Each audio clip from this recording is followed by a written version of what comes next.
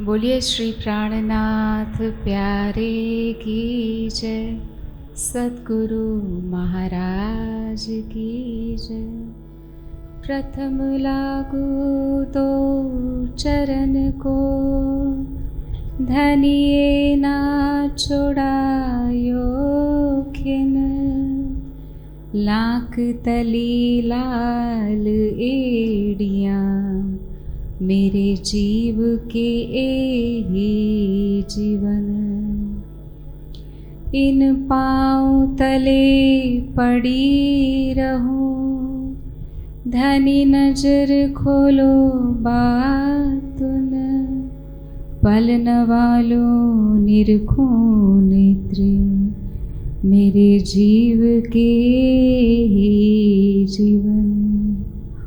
मेरे जीव के जीवन।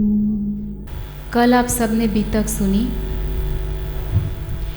किस प्रकार से श्री जी कामा पहाड़ी से चल के उदयपुर आते हैं, उदयपुर से मंदसौर, और कैसे मंदसौर में 8 महीने भिक्षा मांग के गुजारा करना पड़ता है।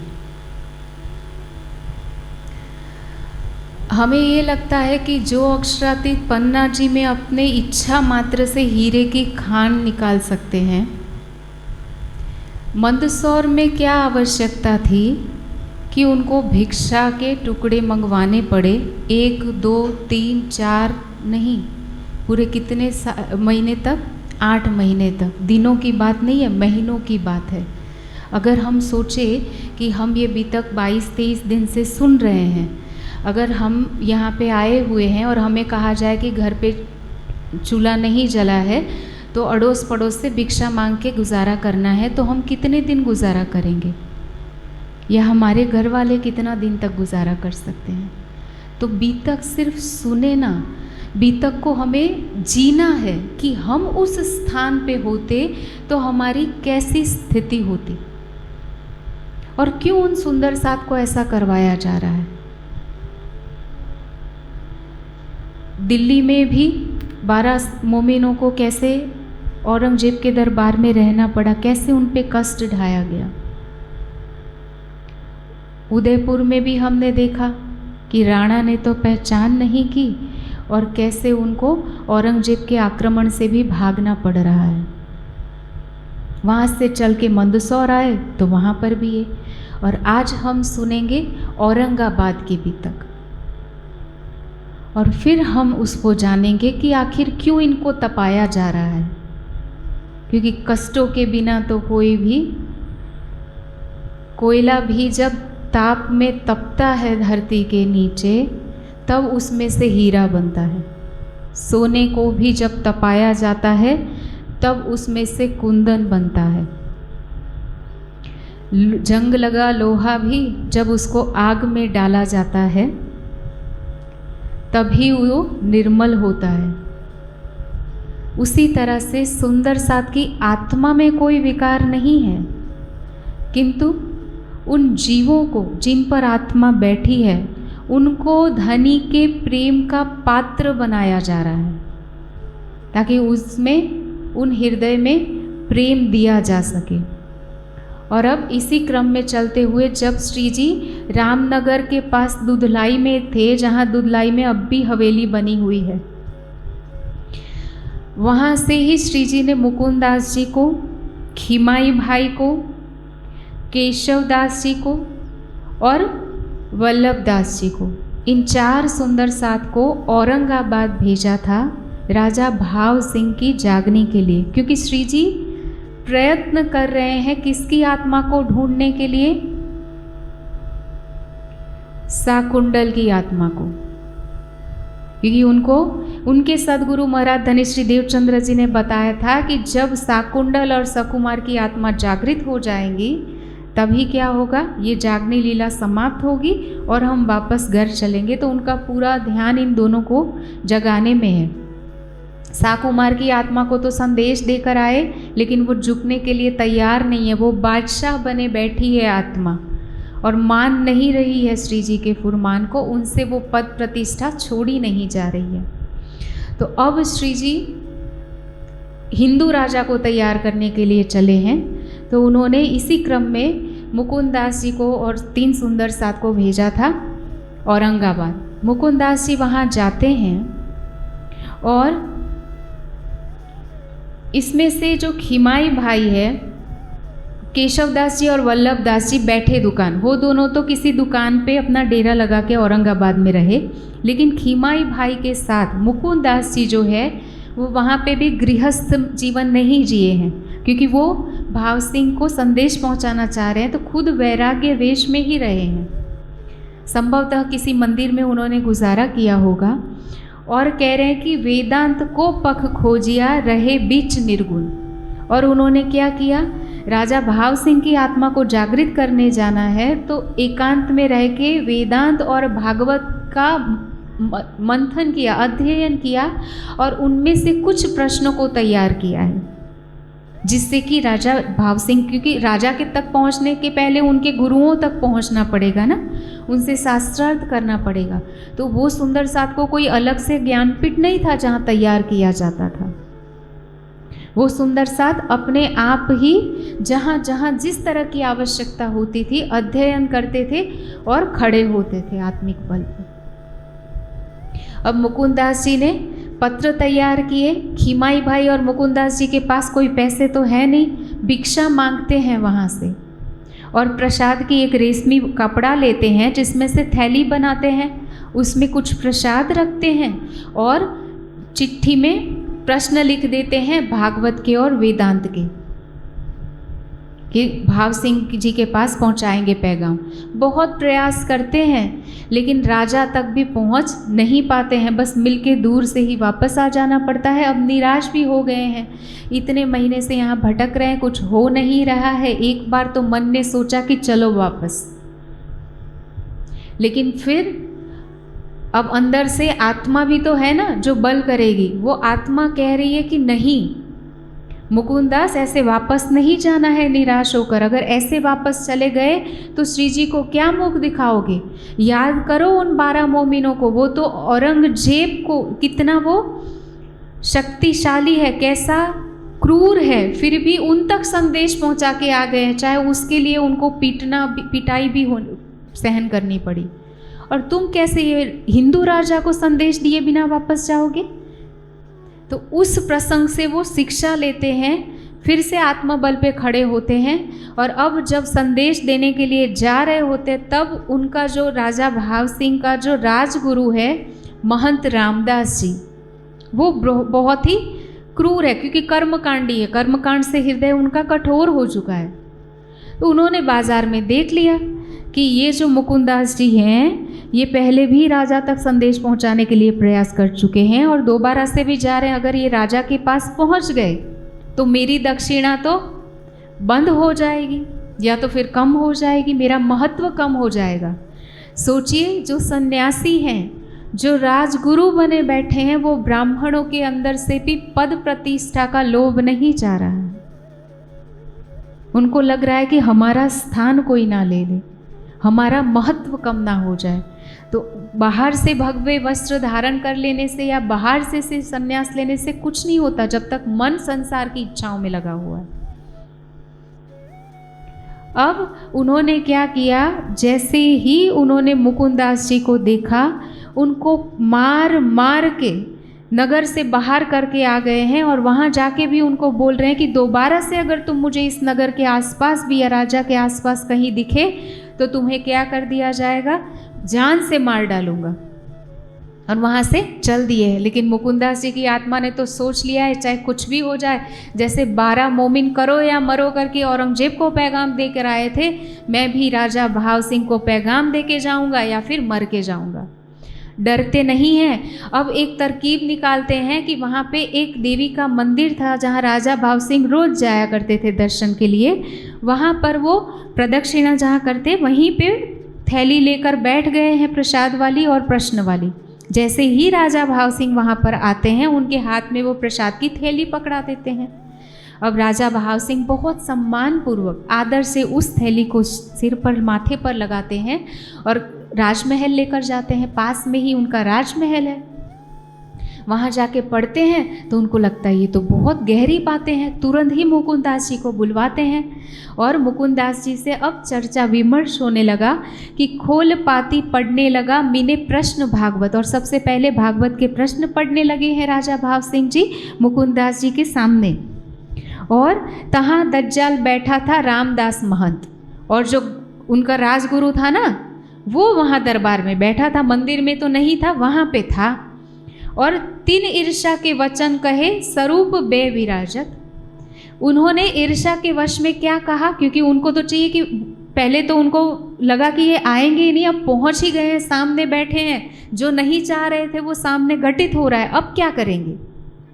तो अब वो क्या कह रहे हैं, अंदर तो ईर्षा की आग है लेकिन बाहर से आडंबर। वाणी भी यही कहती है ना, अंदर ना ही निर्मल, अंदर तो काम क्रोध लोभ मोह ईर्ष्या द्वेष अहंकार पता नहीं कितनी आग जल रही है, लेकिन बाहर हम कितना अच्छा व्यवहार करते हैं।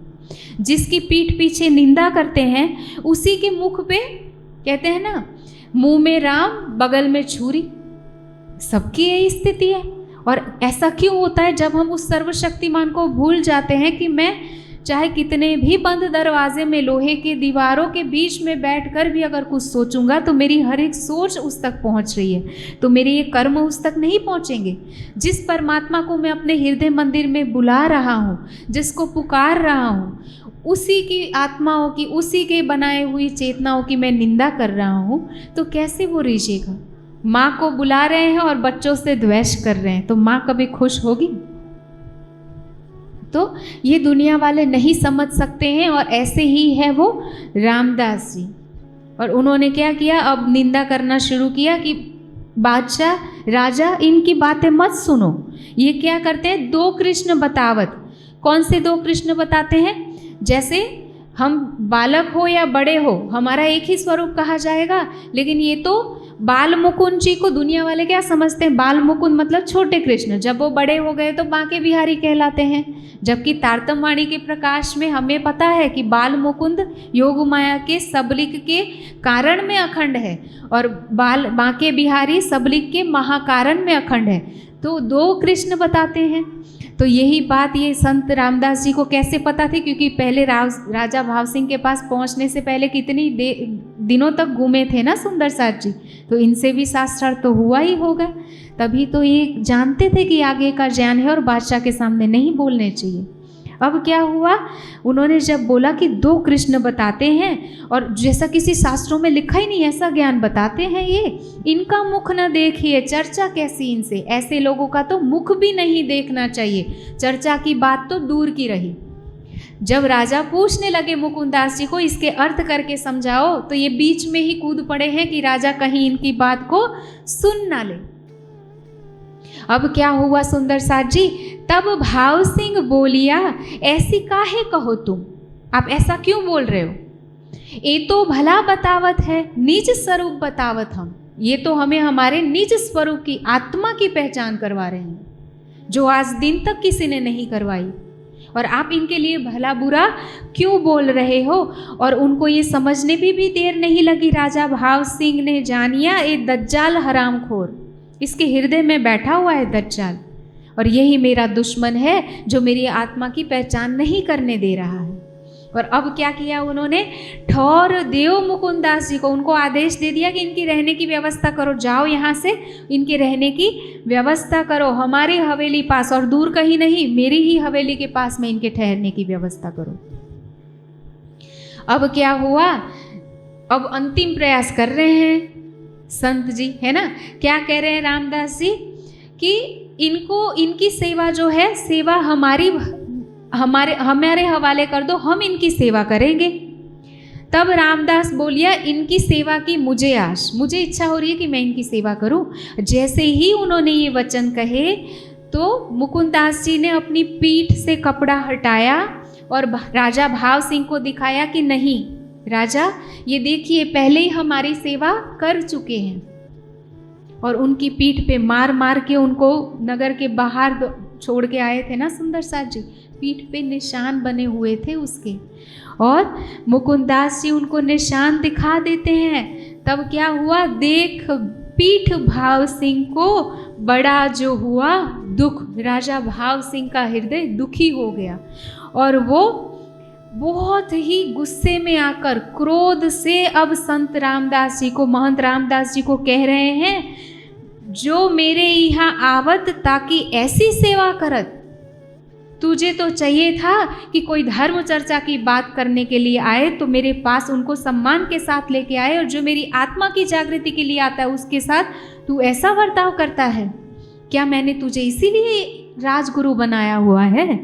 और निकसो हमारे डेरा से, तुरंत बोल रहे हैं कि मेरी आंखों के सामने से निकल जाओ, जाओ देश में तीत, और देश में चले जाओ, मेरे नगर में भी नहीं दिखने चाहिए आप। और मुकुंद दास जी को बहुत प्यार से सांत्वना देते हैं कि अब आपके साथ कोई भी ऐसा बर्ताव नहीं करेगा, मेरे राज्य में आपके साथ जो हुआ है उसके लिए मैं क्षमा प्रार्थी हूँ। और अब राज्य में, क्योंकि एक ही तो राजगुरु नहीं होता है, बहुत सारे वहाँ पे पंडित बैठे थे और सारे पंडितों को बोलते हैं कि ये जो भागवत के प्रश्न पूछते हैं इनका जवाब आप खोल के दो, इनके जो प्रश्न है इसके जवाब आप में से कोई दे सकता है क्या? और अब आया ना जवाब, उन्हों को निंदा लगे करने, उनको भी जवाब नहीं आया तो क्या किया, वो भी निंदा करने लग गए। और तब राजा भाव सिंह बरजिया बहुत प्रेम से वो कहने लगे हैं कि आवत ना जवाब तुम्हें, अगर जवाब नहीं आ रहा है तो स्वीकार करो कि हमें नहीं आ रहा है, आप निंदा क्यों कर रहे हो? एक वो राजगुरु था जिसको अभी निकाला और एक मेरी सभा में बैठे हुए पंडित, आप सब में से कोई भी ईमान पे नहीं खड़ा है क्या? जब नहीं आ रहा है तो स्पष्टता से उसको स्वीकार क्यों नहीं कर पा रहे हो? मैं ताको उत्तर दूं इनका मनाओ मन, और कह रहे हैं कि मैं इनसे ही, मुकुंद दास जी से ही बहुत प्यार से शास्त्रार्थ करवाऊंगा आपका। और मुकुंद दास जी उनको कहते हैं कि राजा एक काम करिए, मैं इनको कुछ प्रश्न लिख के दे देता हूँ और ये मुझे प्रश्न लिख के दे, 15 दिन की मोहलत दे दीजिए, हम जवाब दे देंगे। सोचने के लिए समय चाहिए तो अभी नहीं, उनको 15 दिन की मोहलत दीजिए और उनकी तरफ से जो प्रश्न है वो भी मुझे दे दीजिए। अब क्या हुआ, सारे पंडितों ने मिलके 80 प्रश्न बनाए और मुकुंद दास जी ने उन 80 प्रश्नों का उसी दिन जवाब दे दिया। और मुकुंद दास जी ने 23 प्रश्न पूछे थे भागवत से और 15 दिन की मोहलत भी दी, और शर्त ये थी कि जो भी हार जाएगा उसको पूरे नगर में जूतों की माला पहना के घुमाया जाएगा। और अब क्या हुआ, पंडितों को राजा ने बोल दिया कि देखो इसने तो तुरंत ही जवाब दे दिए हैं और आप सब पंडितों को मैं इतने समय से दान दक्षिणा दे रहा हूँ, आप पंडित बने बैठे हो और सारे मिलके भी इनके 23 प्रश्नों का उत्तर नहीं दे पा रहे हो, जबकि उन्होंने तो आपके 80 प्रश्नों का उत्तर अकेले ही दे दिया और आज ही दे दिया। तो उन्होंने बोला कि जब तक आप इसका उत्तर नहीं दे पाओगे तब तक हम क्या करेंगे, आपको जो रोज़ के 10-20 रुपये मिल रहे थे वो अब क्या कर दिया जाएगा, आपको नहीं मिलेगा। जब जवाब दोगे तभी बख्शिश मिलेगी, जिस काम के लिए रखा हुआ है वही नहीं कर रहे हो। अब पंडितों की बड़ी उलझन हो गई, जवाब कैसे आए उनको, और जवाब ना मिले, पैसे ना मिले तो उनका घर बार कैसे चले, भूखे पेट। अब क्या सोचते हैं, चलते हैं मुकुंद दास जी के पास और मुकुंद दास जी को जाके बोलते हैं, जो स्वामी जी ही कहा कि रोटी भानो पंडितन, क्या आपके स्वामी जी ने आपको यही बताया है कि पंडितों की रोजी रोटी पे लात मारो? इन प्रश्नों का जवाब हमें नहीं आ रहा है, कृपया करके आप हम पे कृपा करो। और अब ब्रह्मात्मा तो होती ही कैसी है, मोमिन दिल कोमल कहा तो अर्श पाया खिता। वो कोमल हृदय आत्मा मुकुंद दास जी ने अब जाकर भाव सिंह जी को कहा कि राजा इनको आप दक्षिणा दे दीजिए, इनको जो प्रश्न मैंने पूछे हैं उसका जवाब जागृत बुद्धि के तारतम वाणी के प्रकाश के अलावा कोई भी नहीं दे सकता है, यहाँ तक कि त्रिदेवा भी नहीं दे सकते, तो इनका बेचारे का क्या कसूर है। तो राजा भाव सिंह ने बोला कि ठीक है कोई बात नहीं, इनको सिर्फ और सिर्फ आधी बख्शीश करूँगा मैं, आधी दक्षिणा दूंगा, और वो भी आपके कहने पर। और अब मुकुंद दास जी के साथ बहुत प्यार से चर्चा होने लगी है। चर्चा सुनते सुनते सुनते क्या हुआ, दिन दूसरे तीसरे नीके दिए कान बहुत श्रद्धा भाव से साफ मन से सुनने के कारण तारतम नीके सुनिया होए गई पहचान, उनको अक्षरातीत प्रियतम की पहचान हो गई। और अब वो कहते हैं कि बुलाओ श्री जी साहेब जी को, जाइए मुकुंदास जी और श्री जी साहेब जी को, सदगुरु महाराज को बुला कर ले आइए, और असवारी भी मेरे पास से यहाँ से घोड़े ले जाना, और आगे बूंदिया में मेरी एक हवेली है, वहाँ से हथिनी भी ले जाना, और बूंदी की हवेली में पत्र भी लिख के दे दिया कि वहाँ के लोगों को कह देना कि बाईजूराज जी जब सुंदर साथ के साथ आएंगी तो उनको वहाँ पे रुकवाओगे, और श्री जी साहेब जी को लेकर यहाँ मेरे पास पधारिएगा सुंदर साथ के साथ। अब मुकुंदास जी क्या करते हैं, सुंदर साथ जी वहाँ से श्री जी 8 महीने मंदसौर में रहे थे। उसके बाद श्री जी उज्जैन 22 दिन रहे, और फिर क्या हुआ, वहाँ से मुकुंदास जी मंदसौर में उनको पत्र लेकर और वहाँ से औरंगाबाद के लिए रवाना हुए, जिसमें बीच में आपने उज्जैन का प्रसंग सुना, क्योंकि ये पहले कैसे भाव सिंह ने बुलाया वो प्रसंग आ रहा है, और वहाँ पे पत्र लिख दिया था। तो जब तक मुकुंदास जी पहुँचे उज्जैन से लेकर आगे श्री जी आ गए हैं। अब बाईजूराज जी भी पहुंची हैं वहाँ पर, उनको बूंदिया की हवेली में रुकवाया, और श्री जी साहेब जी को घोड़े पर हाथी पर सवारी करवा के कहाँ पर लेकर आए गए हैं, राजा भाव सिंह के दरबार में औरंगाबाद। अब क्या हुआ, राजा भाव सिंह ने लगा 2 कदम बहुत प्रेम से श्री जी के चरणों में झुक गए। देख दीदार इन समय कृत कृत जानी आत्म, उस अक्षरातीत प्रियतम की जिस तन से लीला हो रही है उसको देख के अपनी आत्मा को धन्य धन्य माना। बहुत प्रेम से उनका सत्कार कर रहे हैं और लगा सेवा करने। सब सुंदर साथ के साथ श्री जी की अक्षरातीत धाम के धनी जानकर सेवा करने लगे हैं। और सुन नरसैया के शब्द कीर्तन तिन हुआ मगन। जब नरसैया के कीर्तन भजन चल रहे होते हैं ना, नरसिंह मेहता के संबंध में जो उतरे, बहुत खुश होते हैं और नृत्य भी करने लगते हैं। राजा है लेकिन अपनी साहिबी को छोड़कर प्रेम में नृत्य करने लगते हैं। अब इसको सोच के हम ना समझे कि हम भी क्यों नृत्य ना करें। उनकी आत्मा थिरक रही है उस आनंद में, वो अपनी साहिबी को भूल गए हैं। अगर हम भी मीरा की तरह स्वयं को भूल जाए और हमारे पैर अपने आप ही थिरकने लगे तो अलग बात है, लेकिन ऐसा कौन है जिसको नाचते समय शरीर या कौन देख रहा है उसका आभास ना हो और सिर्फ प्रियतम दिखे। तो हमें अगर प्रियतम को प्यार करना है तो हृदय को सौंपे। हमें पता ना हो श्री जी जहाँ जहाँ जा रहे हैं सबकी आत्मा उस प्रेम में नृत्य कर रही है। और अब क्या हुआ सुंदर साथ जी, धीरे धीरे धीरे उनको राज्य जो है आगे का ज्ञान बताने लग गए हैं और रास लीला के कीर्तन भी उन्होंने सुने हैं। राजी हो गए इनका और बहुत खुश हो रहे हैं जब रास लीला के कीर्तन सुन रहे हैं, नरसैया के कीर्तन सुन रहे हैं, इतने खुश हो रहे हैं, भाव विभोर हो रहे हैं। नाम के हिसाब से ही उनका गुण है ना, भाव से भरे हुए, भक्ति भाव से भरे हुए वो भाव है। और सिंह है मतलब शेर के जैसा उनका सीना है। क्या कहते हैं श्री जी को, जब श्री जी ने उनको कुरान पक्ष की बात कही कि औरंगजेब जो है उनमें भी आत्मा है और हमने उनकी आत्मा को जगाने के लिए भी प्रयास किया और ऐसे ऐसे करके उसने माना नहीं है। अब हम हिंदू राजा को ढूंढ रहे हैं, अगर आप उनके सामने हथियार लेने के लिए तैयार हो तो बहुत बड़ी सेवा हो जाएगी।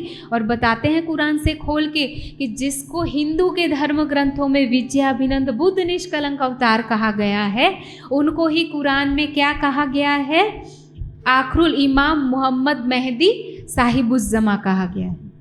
और तब राजा भाव सिंह शेर की तरह भी है, भक्ति में भी विभोर और शेर की तरह बहुत ही ताकतवर। वो बोलते हैं कि मैं ज़रूर उनसे लड़ाई करूंगा। मेरे दरबार में 4 मुसलमान हैं, उन दरबारियों को आप समझा दीजिए कुरान से, वो आपको स्वीकार कर लेंगे। तो औरंगजेब तो क्या, मैं पूरी दुनिया से भी इसके सामने तलवार उठा लूँगा, बांध के कमर, तब मैं औरंगजेब से कमर बांध के युद्ध करने के लिए तैयार हूँ। लड़ो वास्ते दिन के और मैं धर्म के लिए उससे युद्ध करूँगा। सिर सौंपया इन बात पर, मैं अपना वचन देता हूँ आपको। बस आप उन 4 को समझा दीजिए। श्री जी बोलते हैं कि कोई बात नहीं, तुम आज से उनको प्रातः और संध्या 2 समय भेज दीजिए। और वो 4 दरबारी क्या कर रहे हैं, अभी रोज़ आ रहे हैं। राजा भाव सिंह ने उनको सारे कामकाज से निवृत्त कर दिया कि आपको सबसे पहले क्या करना है, सुबह और शाम को इनके पास जाना है और चर्चा सुन के आखरुल इमाम मोहम्मद मेहदी साहिबुज़्ज़मा जिनकी पहचान करवा रहे हैं, क्या साक्षात यही वह है, ये पहचान करके मुझे बताना है। अब उन 4 में से कौन कौन है सुंदर साथ जी, सबसे पहले तो अव्वल खान है।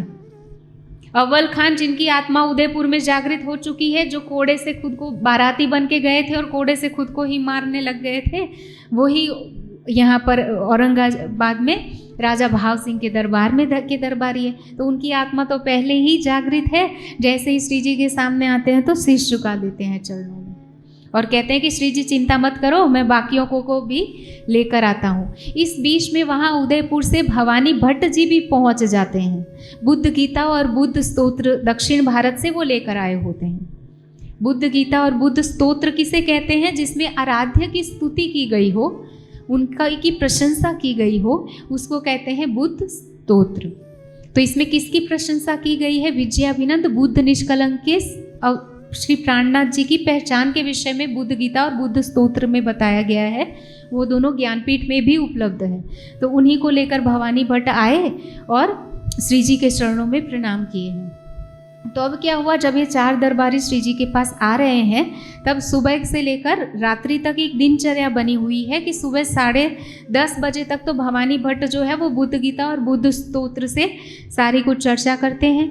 उसके बाद श्री जी जो है दोपहर का हल्का सा भोजन लेकर आराम करते हैं। संध्या को आरती होती है और उसके बाद संध्या से लेकर दूसरे दिन सुबह तक चर्चा सत्संग चलता रहता है। एक तरफ तो लालदास जी, एक तरफ है केशवदास जी, और क्या होता है वेदांत हिंदू पक्ष का और मुसलमान पक्षों से आमने सामने एकीकरण करके श्री जी बहुत प्यार से बताते जाते हैं। और अव्वल खान किसको लेकर आ गया है सुंदर साथ जी? ऐसे समय की जब दिनचर्या है तब जहान मोहम्मद और मिहिन खान को भी लेकर आए हैं। और उसमें से मिहिन खान ने भी चर्चा सुनी श्री जी के मुखारबिन से और उनके अंदर भी ब्रह्मात्मा है, तुरंत पहचान कर ली। तो अब 4 में से 2 को पहचान हो गई है। अव्वल खान की आत्मा तो उदयपुर में जागृत हो चुकी थी, मिहिन खान को भी पहचान हो गई है। जहान मोहम्मद 2 महीने तक श्री जी के मुखारबिन से चर्चा सुन रहे हैं। चर्चा सुन के उनको अच्छा भी लगता है और कोई ऐसी वैसी आत्मा नहीं है। जैसे चिंतामणि जी के अंदर भी आत्मा थी ना, और कबीर पंथ के आचार्य बने हुए थे, भीम भाई के अंदर भी आत्मा है और वेदांताचार्य बने हुए हैं, ऐसे ही जहान मोहम्मद भी पठानों को तालीम देते हैं कुरान की। पूरी कुरान की टीका उनको मुँह जुबानी याद है और उनको पढ़े लिखे लोग भी अरबी खान कहते हैं, मतलब जो अरबी के सारा कुछ ज्ञान के दाता हो, और बड़े बड़े पठानों को वो तालीम देते हैं। तो उस्ताद हैं वो मुसलमानों के, और वो सुन रहे हैं श्री जी की चर्चा। तो 2 महीने तक जब चर्चा सुनते हैं, और चर्चा सुनते सुनते एक बार क्या होता है, लालदास जी और उत्तम दास जी जो हैं वो बातों बातों में उनको युगल स्वरूप और परमधाम की लीला का एक बार वर्णन कर रहे थे। तो युगल स्वरूप की शोभा का वर्णन कर देते हैं कि श्री रासली ठुकरान जी प्रथम भूमि में विराजमान भय, है ना, और पूरा स्वरूप का वर्णन कर देते हैं। और ये सुन के जहान मोहम्मद का ईमान अभी पक्का नहीं है, तो इसीलिए क्या हुआ, पर था अरद पक्का सुनी लीला फिर सूरत। जैसे ही उन्होंने सुना कि ये तो खुदा की सूरत का वर्णन कर रहे हैं और कुरान में लिखा, हदीसों में लिखा हुआ है कि खुदा की जो सूरत है उसका वर्णन खुदा के अलावा अगर कोई और करे तो उनको क्या जानना, काफिर जानना। हम तो कुछ चौपाई अगर रट ले तो हमें ज्ञान का अहंकार तो ये तो क्या है, कुरान को पढ़े लिखे हैं और तालीम दे रहे हैं, तो उस्तादों के भी उस्ताद हैं, तो अभी भी उनके अंदर वो अहमपना है। उस अहम को रख के वो उस्ताद जहान मोहम्मद चर्चा सुन रहे तो उनको पहचान नहीं हो रही है। अब क्या हुआ, ये सुन लिया, 2 महीने से पहचान नहीं हो रही है, अंदर से आत्मा जो है वो तड़प रही है, और उसी का जो उनका अंदर का जो उफान है वो निकल गया कि तुम तो काफिर हो जो उस खुदा ताला की सूरत का बयान करते हो, अब मैं यहाँ का पानी भी नहीं पीऊँगा, और वहाँ से रूठ के चले जाते हैं। वैसे भी 2 महीने चर्चा सुन के मेरी आत्मा तो निर्मल हुई नहीं है। और अब उत्तम दास जी और लालदास जी जाकर श्री जी से कहते हैं, और उत्तम दास जी बोलते हैं कि श्री जी अगर आपकी आज्ञा हो तो क्या मैं उनको मना के ले आऊँ। श्री जी कहते हैं नहीं, उसने 2 महीने चर्चा सुनी है, परमधाम की आत्मा है उसके अंदर, वो वहाँ टिक नहीं पाएगा, स्वयं ही आएगा। और सुंदर साथ जी, बीतक के हर एक प्रसंग से हमें कुछ शिक्षा लेनी चाहिए। इससे हमें क्या शिक्षा मिलती है? हमारे ज़्यादातर सुंदर साथ क्या गलती करते हैं, अगर उनको ट्रेन में जाते हुए रास्ते पर या कहीं पर भी कोई सुंदर साथ भी अगर कोई और प्रवाही उनके पास आ जाए तो उनको पहले सारे सुंदर साथ घेर लेते हैं और सारी हकीकत, मारिफत और जितना भी ज्ञान है एक ही दिन में दे डालना चाहते हैं। अब जब भूख से ज़्यादा खाना परोसे जाए तो क्या होता है? अपच हो जाता है ना, या तो उल्टी होगी या फिर दस्त लग जाएंगे, वो टिकेगा नहीं।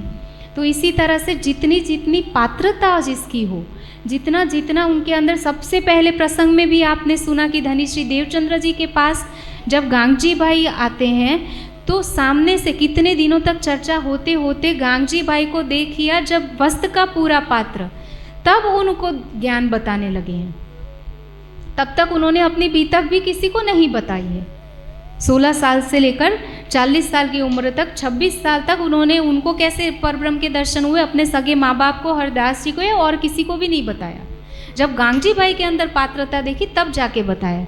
तो हम सुंदर साथ जी भी जिसकी जितनी, और एक सुंदर साथ नहीं, सारे एक साथ बोलने लग जाते हैं। तो ये ना करें हम, धीरे धीरे धीरे, है ना, आकले काम शैतान के ठाड़े हक से हो। छोटी पत्री बड़ी पत्री में भी श्री जी ने यही समझाया और यहाँ पर भी यही समझना है।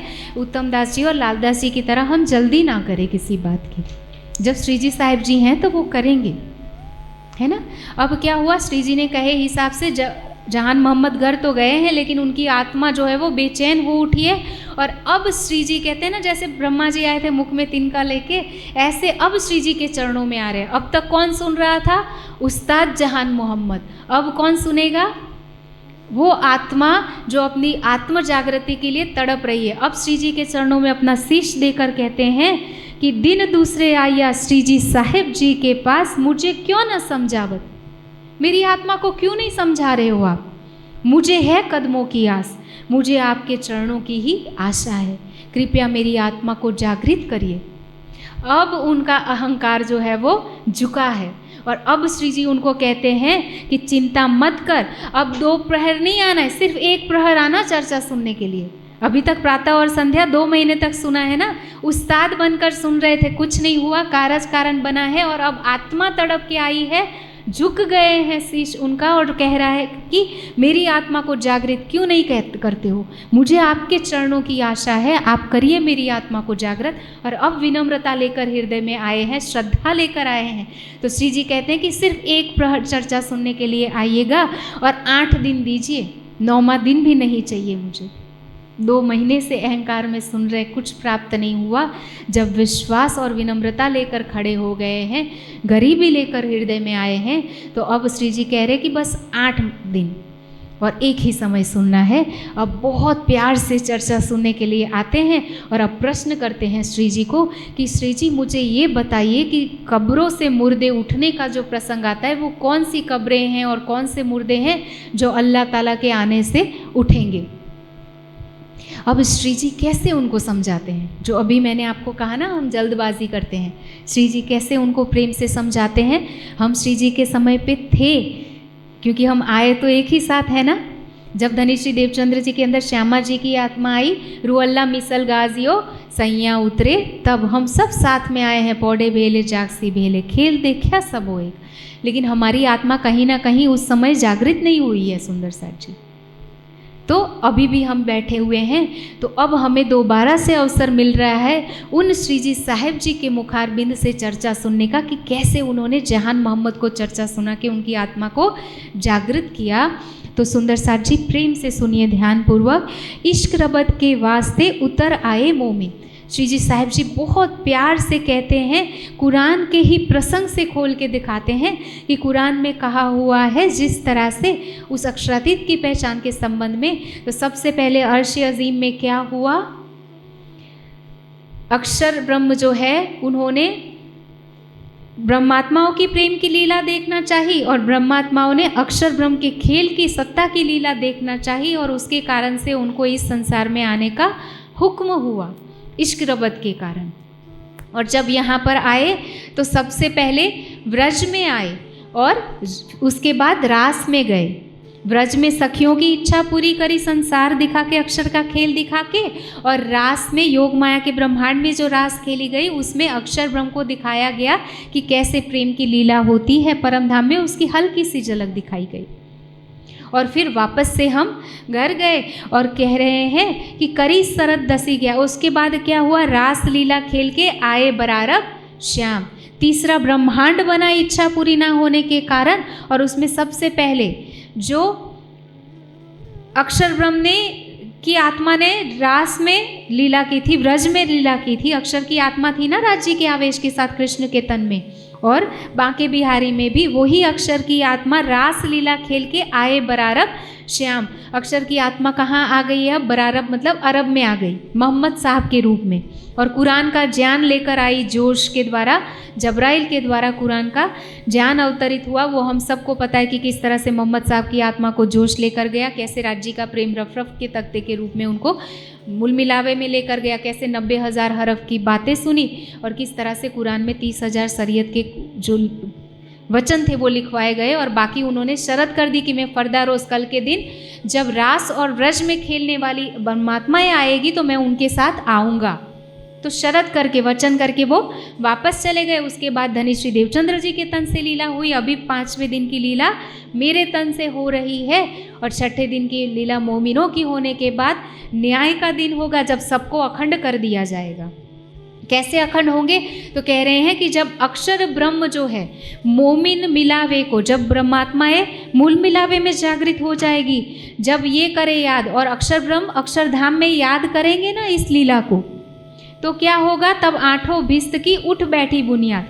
जैसे ही काल माया के ब्रह्मांड में होने वाली जागनी लीला की अक्षर ब्रह्म को याद आएगी तो क्या होगा, अक्षर ब्रह्म के हृदय में ये पूरा संसार अखंड हो जाएगा। क्यों श्री जी ये सारी बातें बता रहे हैं सुंदर सार जी, क्योंकि पूरा पूरा मूल मिलावे से लेकर वापस मूल मिलावे तक कैसे जाएंगे, और कैसे अक्षर ब्रह्म की आत्मा जागृत होगी, और कैसे ये खेल अखंड होना है, सारा बताया।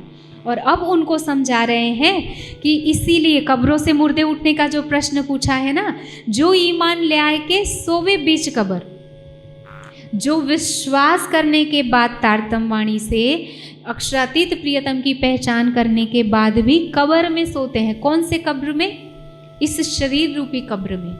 ये संसार और शरीर को ही कब्र कहा गया। कब्र किसे कहते हैं, जिनको मुसलमान कब्र में दफनाते हैं ना मुर्दों को, उसको अब क्या हुआ, कब्र कहते हैं इस संसार और शरीर को, कि जहाँ जो जीव है वो मुर्दा होके संसार के ही विषय सुखों के पीछे भाग रहा है, संसार को ही सत्य मान के।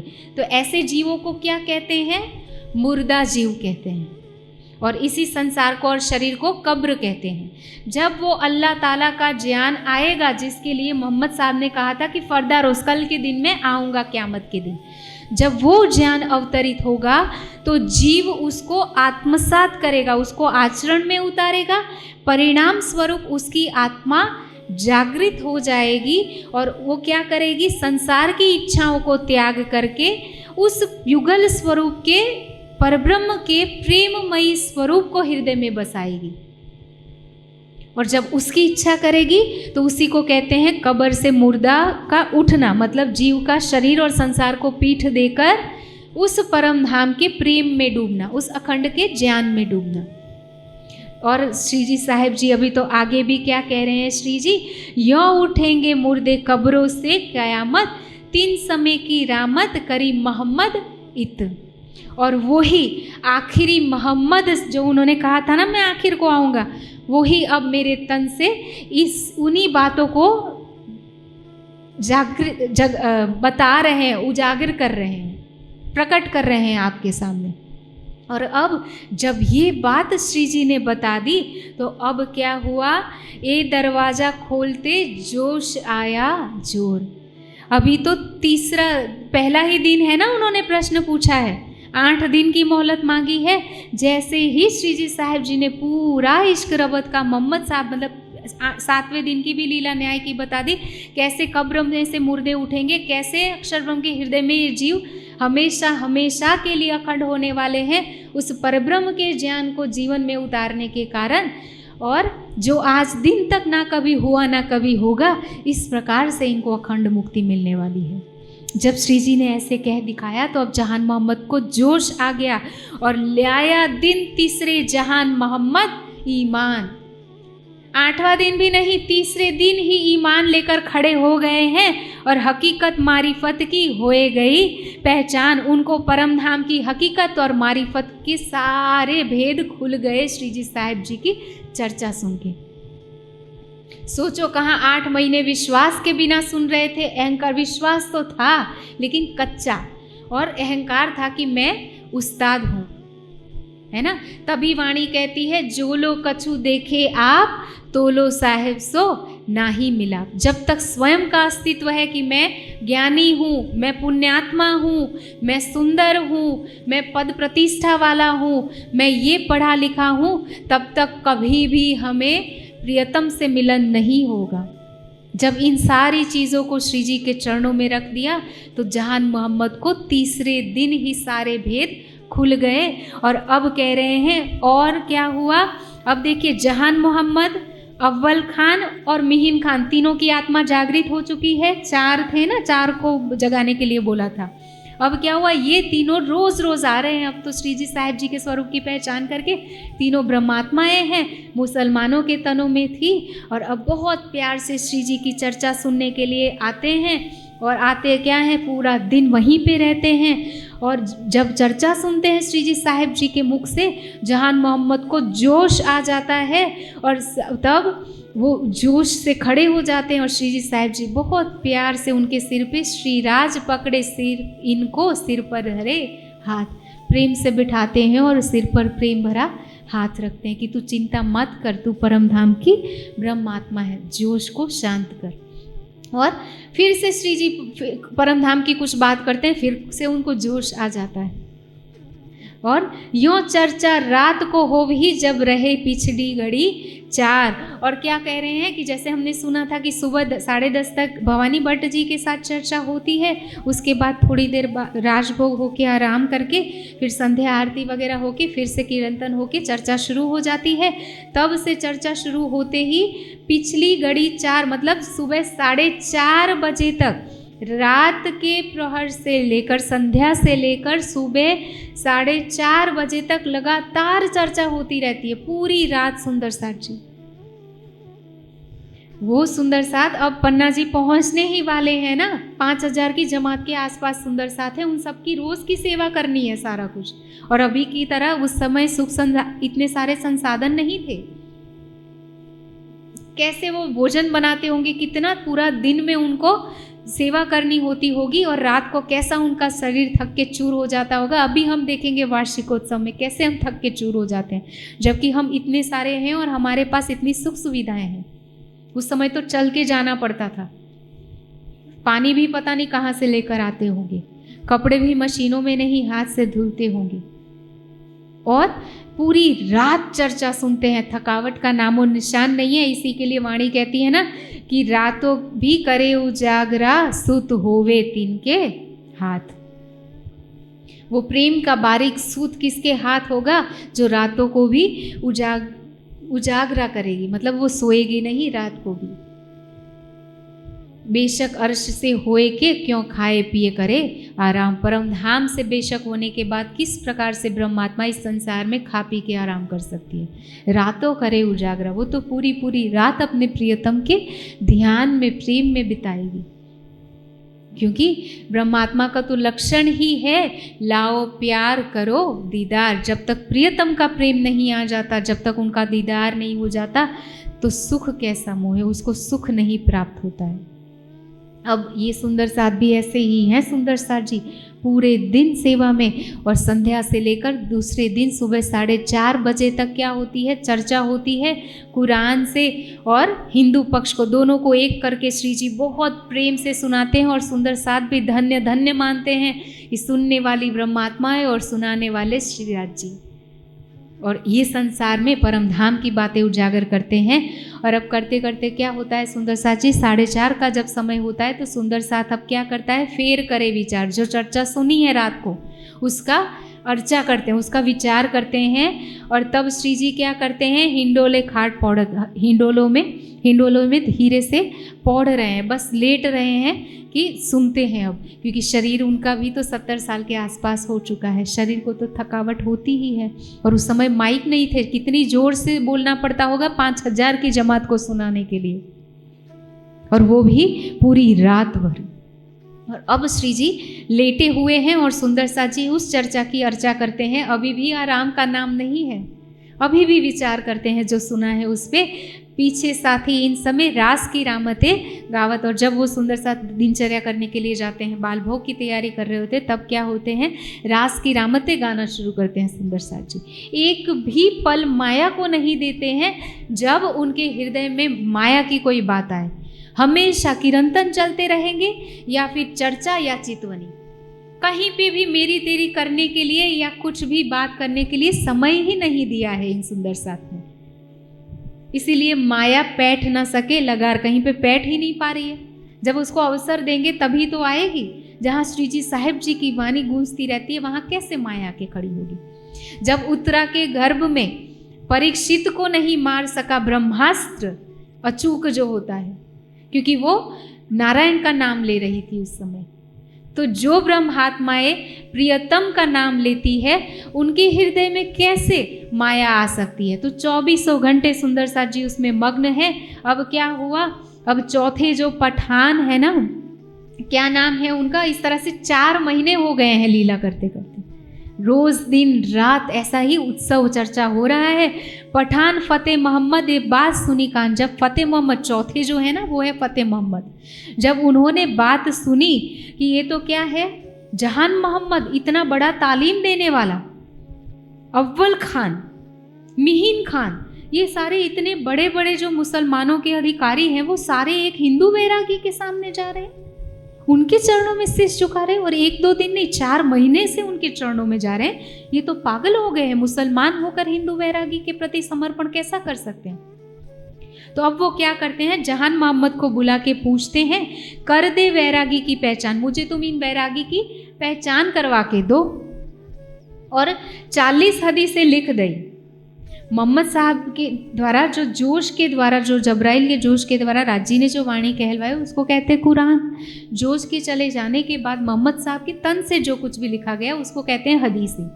तो 40 हदीसें जो हैं, उनके प्रश्न उन्होंने बताए कि इसके मायने खोलकर जहान मोहम्मद अगर तुम्हारे वो दे देंगे ना वैरागी, तो मैं उनको मान लूँगा आखरुल इमाम मोहम्मद साहिबुज्जमा। तो जहान मोहम्मद बोल रहे हैं ठीक है। गए श्री जी के पास, देते हैं प्रश्न और कहते हैं श्री जी इसका जवाब करिए। श्री जी कहते हैं कि तुझे मेरी चर्चा सुनते सुनते 4 महीने बीत गए और पहले भी 2 महीने सुन चुके थे, और तू क्यों नहीं इन प्रश्नों का जवाब कर रहा है। मैं तुझे तारतम देता हूं और तू ही इन प्रश्नों का जवाब दे। जहान मोहम्मद, मैंने पहले भी बोला कि पूरी कुरान उनको मुँह जबानी याद है टीका, और तालीम देते हैं तो जैसे वैसे नहीं है, और फिर भी वो 40 हदीस के प्रश्न क्या उनको नहीं पता होंगे, लेकिन पहले वो उसके उत्तर नहीं जानते थे। अब श्री जी के पास लेकर आ रहे हैं, तो श्री जी बोलते हैं कि तू इतने महीने से सुन रहा है, तू क्यों नहीं जवाब देता है। मैं तुझे तारतम ज्ञान देता हूँ, तुम्हें राज्य के स्वरूप की पहचान करवाता हूँ, और तुम ही इसके मायने खोलो। और श्री जी अब उनको तारतम देते हैं, और क्या होता है सुंदर सा जी, तब सब खुल गई हकीकत मारिफत बात। जैसे ही श्री जी उनको पहचान करवाते हैं, हकीकत मारिफत का सारा ज्ञान उनके सामने स्पष्ट हो जाता है। और यहाँ पे अब हम ये सोचे सुंदर साथ जी, यहाँ पे ये भी कहा जा रहा है कि जैसे ही उनकी नज़र खुली, नज़र भई बकामी ने किया दीदार परवरदिगार, उन्होंने अपनी अंतर्दृष्टि से अखंड परम धाम को देखा और राज्य श्यामा जी के भी दर्शन कर लिए। हमने भी तो तारतम लिया, क्यों हमें दर्शन नहीं हो रहे हैं। हम भी तो कहीं ना कहीं जहान मोहम्मद की तरह तो नहीं सुन रहे हैं, जो पहले 2 महीने उन्होंने सुना है ना। हमें बीतक सुनते सुनते कितना समय हो गया, हमें वाणी की चर्चा सुनते सुनते कितना समय हो गया। फिर क्या बात है कि जहान मोहम्मद भी पहले 2 महीने आए थे और फिर तीसरे दिन में उनको पहचान हो गई। हम भी इतने साल से सुन रहे हैं, तो कहीं ना कहीं हम दुनिया की मैं लेकर तो नहीं सुन रहे? क्या हम सच में राज्य की आत्मा बन के सुन रहे हैं? जिन आत्माओं ने वहां पे उनको कहा था कि 100 बेर देखो आजमाए के तो भी ना भूले हम, क्या हम उनको अपनी आत्मा का प्रियतम मान के, ये हमारे प्रियतम की पुकार है हमारे लिए की गई, उस भाव से हम सुन रहे हैं इसको? अगर नहीं सुन रहे हैं तब ईद असर नहीं हो रही है। अभी हमने कीर्तन सुनिया ना, तो है इश्क ना अभी जो ते सुनिया नहीं दिल धर। कहीं ना कहीं हम इसको सिर्फ और सिर्फ कंठ तक सीमित रख रहे हैं, कानों से सुन रहे हैं और कंठ से बोल रहे हैं। अभी भी हमारे आचरण में वो नहीं आ रहा है, तभी हम अभी कब्रों से उठ नहीं पा रहे हैं, है ना? तो इस प्रसंग से हमें ये शिक्षा लेनी है कि कहाँ कमी है। हम आत्ममंथन करें, जैसे जहान मोहम्मद ने उस दिन किया और दूसरे ही दिन श्री जी के चरणों में झुक गए हैं अहंकार को छोड़ के। हम भी सच्चे हृदय से राज जी के चरणों में झुकेंगे तो हमारी आत्मा भी ज़रूर जागृत होगी। और दूसरी बात हम सोचे कि श्री जी कहीं पे भी तारतम कानों में फूंक मार के नहीं देते हैं। ये कान में फूंक मारने की परंपरा कब चली सुंदर सार जी? उस अंध युग में ये परंपरा चली जब कर्मकांडी जो ब्राह्मण थे वो अपने वर्चस्व को जताने के लिए शूद्रों को और बेचारे गरीबों को, कि शूद्र है और माताएं हैं, उनको गायत्री मंत्र नहीं सुनाना है ऐसा बोलते थे, क्योंकि शूद्रों से उनको क्या आमदनी मिलेगी, दक्षिणा मिलेगी, और माताएं भी कुछ नहीं कमाती थी उस समय। तो उनको गायत्री मंत्र सुनाने से ही उन्होंने दूर कर रखा था कि अगर सुने तो उनके कान में शीशा पिघला के डाल दो। और उसी परंपरा का बोझ हम आज भी ढो रहे हैं। संसार ढोए तब तो ठीक है, लेकिन जागृत बुद्धि और निज बुद्धि का ज्ञान आने के बाद अगर हम सुंदर साथ भी तारतम वाणी जो अक्षरातीत की पहचान एक मुसलमान उस्ताद को भी करवा रही है। अभी तक में हमने सुना कि बड़े बड़े राजा गुरु सब झुक रहे हैं श्री जी के चरणों में तारतम वाणी के सामने। उस तारतम वाणी को अगर हम कानों में बोलेंगे तो उस अक्षरातीत की पहचान कैसे हो सकती है? और हम कहते हैं कि अगर जोर से बोल दिया तो क्या हो जाएगा, इसकी शक्ति चली जाएगी। मंत्र क्या होता है? जिसमें अक्षरातीत का ज्ञान निहित होता है। ज्ञान की शक्ति बोलने से कैसे कम हो जाएगी?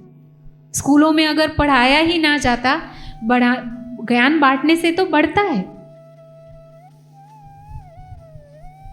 तो ये सारी अंध परंपराओं को हमें उखाड़ के फेंकना है सुंदर सार जी। और हम क्यों इसमें फंस जाते हैं, इन बहकावों में क्यों आ जाते हैं? क्योंकि कहीं ना कहीं बीतक को हमने अंतर्दृष्टि से चिंतन किया ही नहीं, वाणी को हमने समझा ही नहीं, उसको जीवन में उतारा ही नहीं, आड़ी अंतर तो रही। इसीलिए ये अंतराय रही है, इसीलिए ये पर्दा है कि हम सुंदर साथ भी दूसरों के बहकावे में आ जाते हैं। तो ऐसी कभी भी उल्टी राह ना अपनाए सुंदर साथ जी।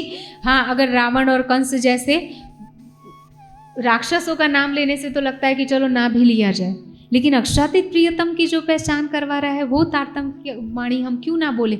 मुसलमान कलमा जो है वो लाउड स्पीकर से बजा बजा के बोलते हैं, और हम गायत्री मंत्र का भी उद्घोष होता है, कबीर जी के इस दोहे दोहराए जाते हैं। और हम सुंदर साथ जो पूरे संसार को अक्षरातीत की पहचान करवाने आए हैं, निजानंद की देन देने आए हैं, वो अगर कानों में मंत्र फूकेंगे और ज्ञान को ढक के जागृत बुद्धि और निज बुद्धि की तारतम वाणी से ही तो श्री जी चर्चा कर रहे हैं, भागवत को और कुरान को रख रहे हैं प्रमाण के रूप में, लेकिन चर्चा तो वाणी की ही हो रही है।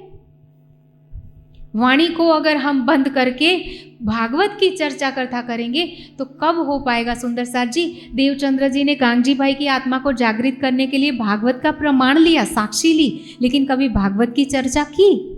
गांगजी भाई के घर पे जितनी आत्माएं जागृत हुई, आगे भी हमने देखा चिंतामणि जी, लालदास जी, भीम भाई जितने बड़े बड़े हो गए, भैरव सेठ हो गए, इन सब की आत्मा कैसे जागृत हुई? भागवत की चर्चा श्री जी ने कहीं नहीं की। तो हादी के कदमों पर कदम धरे मोमिन कहिए ये, जो हमारे श्री जी साहिब जी ने बीतक में चल के दिखाया है राज जी ने, वही तो हमें करना है। तो हम उससे उल्टी राह ना अपनाएं, नहीं तो आपन बड़े गुनेगार जी। अगर जानबूझ के हम जीठी जिमी को नहीं छोड़ रहे हैं तो हम तो गुनहगारों की लाइन में खड़े हो जाएंगे। हमें दुनिया को प्रकाश दिखाना है तारतम वाणी का, से अक्षरातीत प्रियतम के हृदय तक का, और हम खुद ही फंस जाएंगे तो कैसे चलेगा। तो जागे तभी से सवेरा सुंदर साथ जी, अब इन आडंबरों में ना फंसे और एक स्वर से जैसे वो सुंदर साथ वाणी की गुंज फैला रहे हैं हम भी फैलाएं, और उसमें बिल्कुल भी भय ना करें, ना हिंदू का भय करें ना मुसलमान का भय करें, क्योंकि मेरे सिर पर खड़े सुभान, हमारे सिर पर वो सुभान अक्षरातीत हर पल हर दम खड़े हैं। उनके बल से हम वाणी को फैलाए सुंदर साथ जी। अब क्या हुआ, जब उन्होंने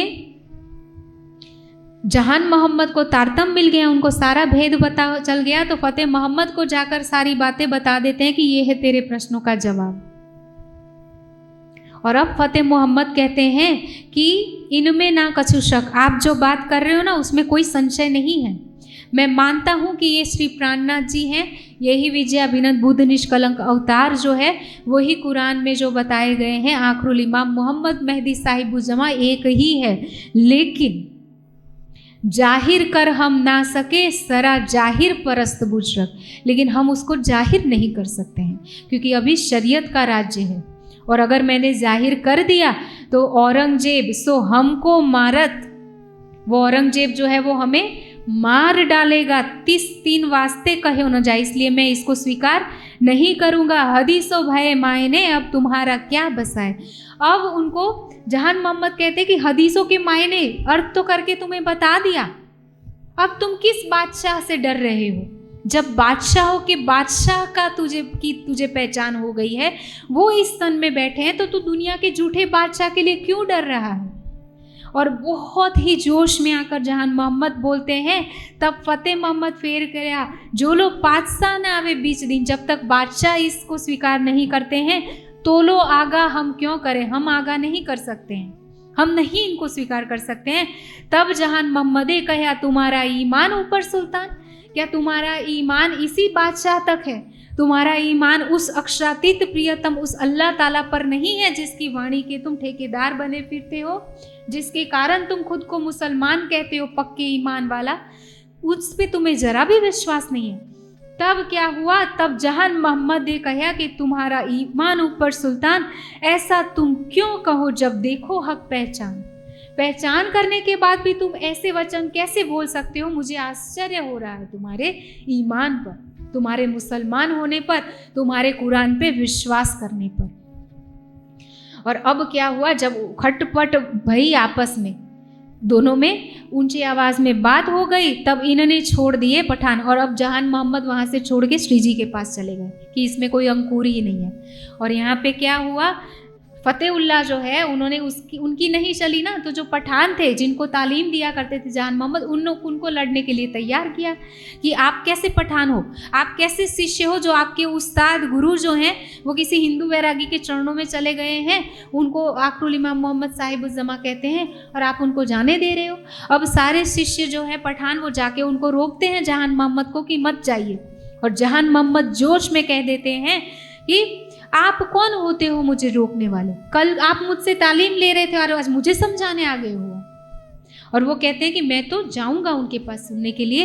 तब लड़ाई होने लगी, सुनी श्री जी साहेब जी ने बात, और इनकी लड़ाई की बात जहान मोहम्मद और पठान के बीच में जो ऊंचे स्वर में बातचीत हुई, इस विषय में जब श्री जी साहेब जी को पता चला तो श्री जी ने उनको कहा, समझा रहे हैं जहान मोहम्मद को, ये तो अमल दज्जाल, ये क्या है, दज्जाल है, ये उमी है, अनपढ़ है और शरीयत को मानने वाले ढीठ मुसलमान है, इनसे लड़ाई मत करो, इनको प्रेम से ही इनसे निपटना है, नहीं तो ये जो है वो सुअर जैसे हैं। पहले कहते हैं ना कि पहली सुअर की चोट जो है उसको बड़ी पत्री में, आपने सुना छोटी बड़ी बाती में, कि उसको रोको।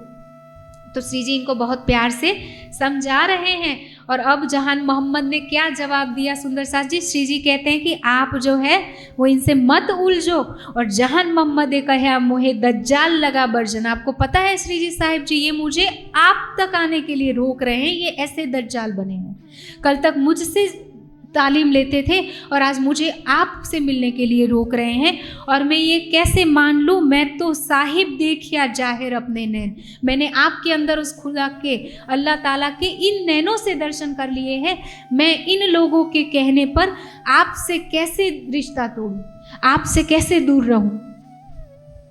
हम भी तो अभी दूरी क्यों बनाए हुए हैं सुंदर साथ जी, क्योंकि अभी हम जिसकी वाणी को पढ़ते हैं, जिस अक्षरातीत की स्वयं को आत्मा कहते हैं, उस राज्य को नहीं देखा है हमने। जब देख लेंगे तो जो मुझे देखे धनी धाम का, तो पलक न फेरे नैन, रात दिन दे प्रदक्षिणा, मुख ना निकसे बैन।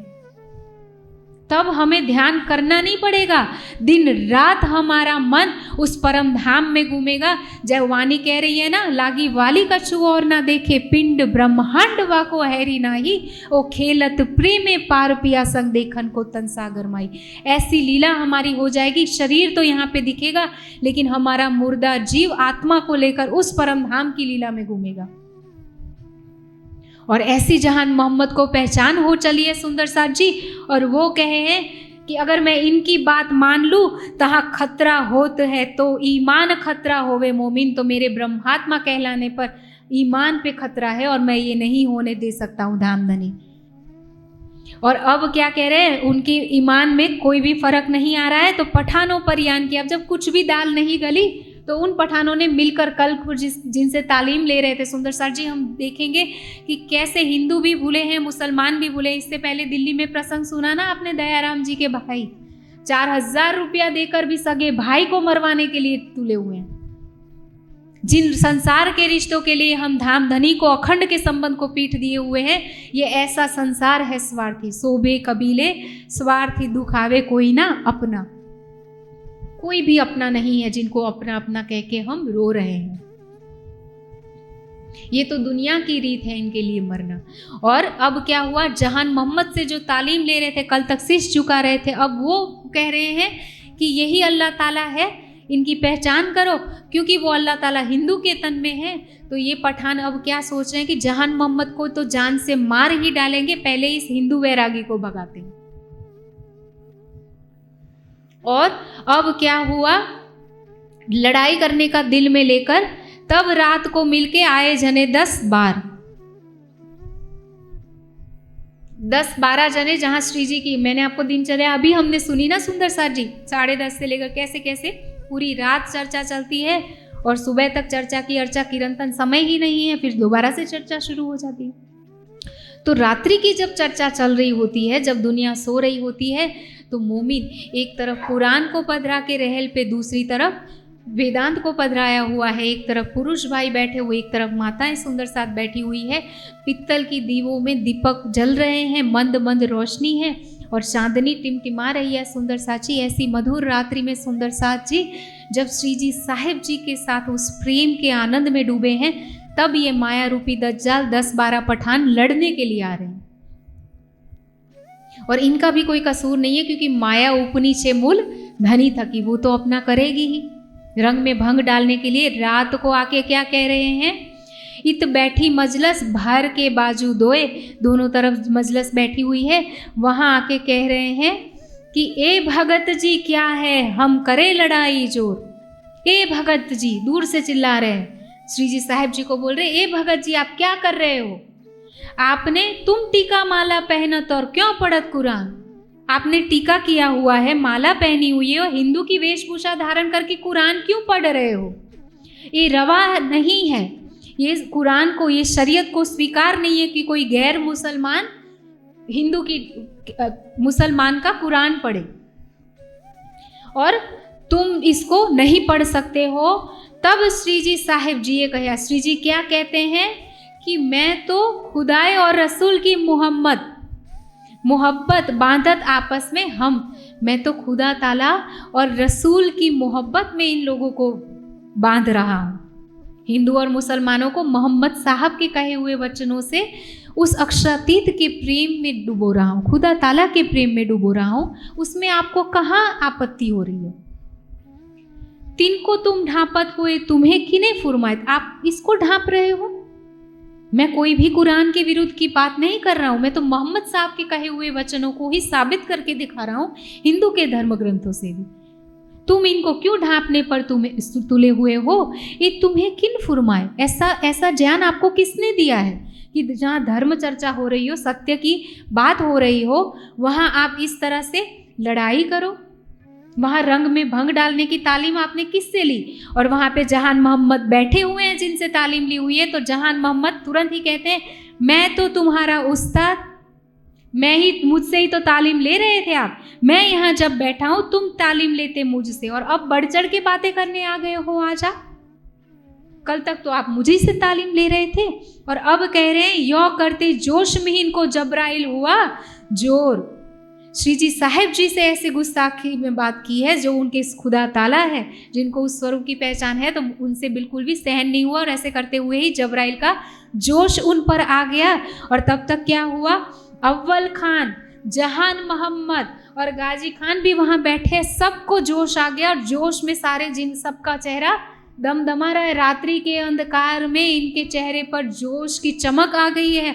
और जैसे ही ये लोग खड़े हुए कि कौन है जो हमारे अल्लाह ताला इन आखरुल इमाम मोहम्मद साहिबुज़्ज़मा के खिलाफ इस तरह से बातें करने का, उनका अपमान करने का साहस कर रहा है।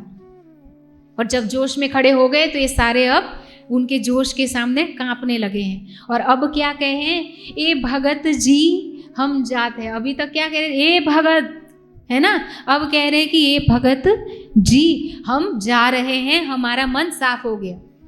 क्या सुना जो साफ हो गया, ये दुनिया वाले का ईमान है जो ऐसे आता और ऐसे जाता।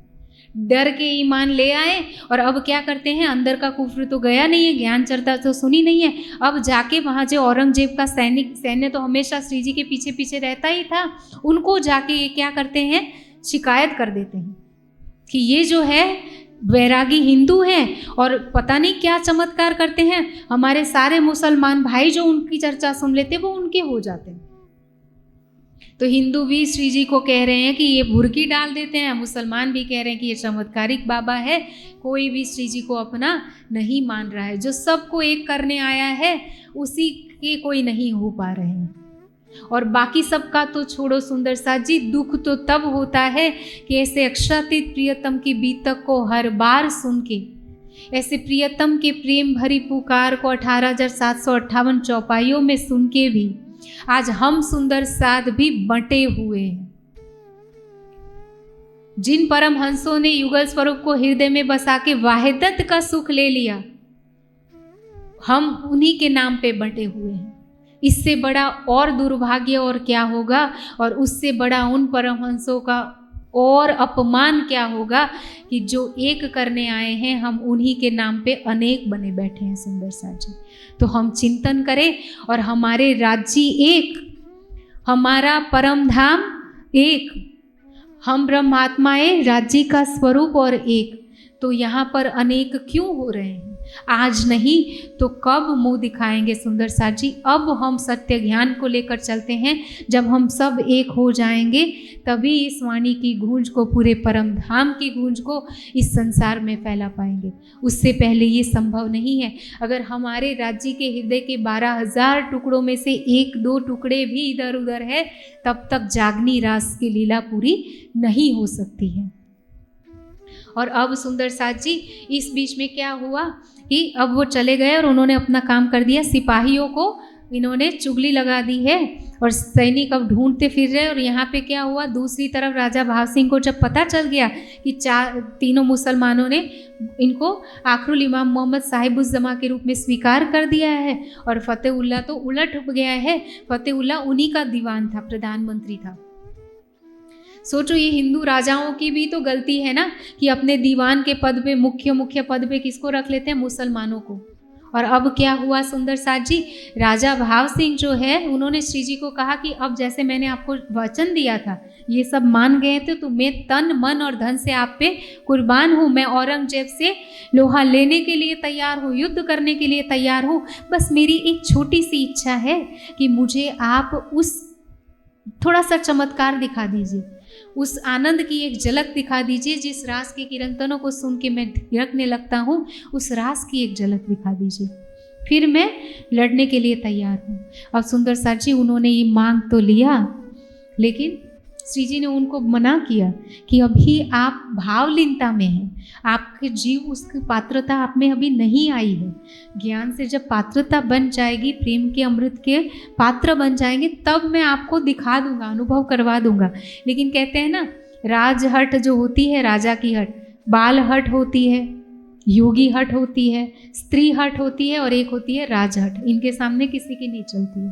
तो ये राजहट है, चली नहीं श्री जी की। और श्री जी ने अभी तो हल्की सी योग माया में जो रास खेली गई थी, उसकी हल्की सी झलक दिखाई है।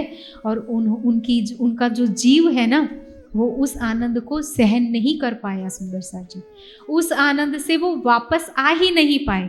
क्योंकि सोचो, जो गरीब हो, जिसके पास फूटी कौड़ी ना हो, उसको सोना मोहरों से भरा हुआ, हीरे मोतियों से भरा हुआ खजाना मिल जाए तो वो पागल ही हो जाएगा। जो कई दिनों का भूखा हो, उसको 56 भोग भर पेट खिला दो तो उसका शरीर भी सहन नहीं कर पाएगा, वो भी मर जाएगा। तो यहाँ का जीव जो सुख दुख का भोगता है इस संसार का, उसको अगर उस योग माया के प्रेम और आनंद की हल्की सी झलक भी अगर दे दी जाए तो वो सहन नहीं कर पाता है। उनका जीव वहाँ का सुख छोड़ ही नहीं पाया और इसीलिए उनका तन छूट गया। सोचो, राज दरबार का सुख उसको कुछ नहीं लगता है, करोड़ों वैकुंठ के राज्य भी उसको फीके लग जाएंगे। जिसको योग माया की एक झलक दिख जाए सुंदर सा जी, उस योग माया की झलक के लिए शंकर जी भी 5000 दिव्य वर्षों की समाधि लगाते हैं, अखंड समाधि वो भी, और फिर भी उनको दिखते नहीं है, सुनने को मिलता है। और राजा भाव सिंह के जीव ने हट कर ली। और हम सोचे कि हम भी पात्रता नहीं है ना, इसलिए राज्य को देखने की हट करते नहीं है। तो ये उस समय की बात है सुंदर सा जी। और अब हमारे अंदर तो पात्रता दी हुई है, हम तो ज्ञान कितने समय से सुनते आ रहे हैं। और जब ज्ञान की पात्रता के साथ सोचो, हमारी तो बीतक ही इसको सिखा रही है। राज्य का दर्शन क्यों नहीं हो सकता? सबसे पहला प्रसंग धनी श्री देवचंद्र जी का, पिया किए अति प्रसन्न, 3 बेर दिए दर्शन। जब उनको राज्य की पहचान भी नहीं थी, तब भी 3 बार उन्होंने दर्शन कर लिया, राज्य को रिझा लिया। हमारे जितने भी परमहंस है, इंद्रावती की आत्मा ने हफ्सा में युगल स्वरूप को देखा, क्या तन छूटा उनका? क्या देवचंद्र जी का तन छूटा? या जब जब उनको दीदार हुआ वो और ईमान दृढ़ ईमान पे खड़े हुए? तो हमारा तन कैसे छूट सकता है?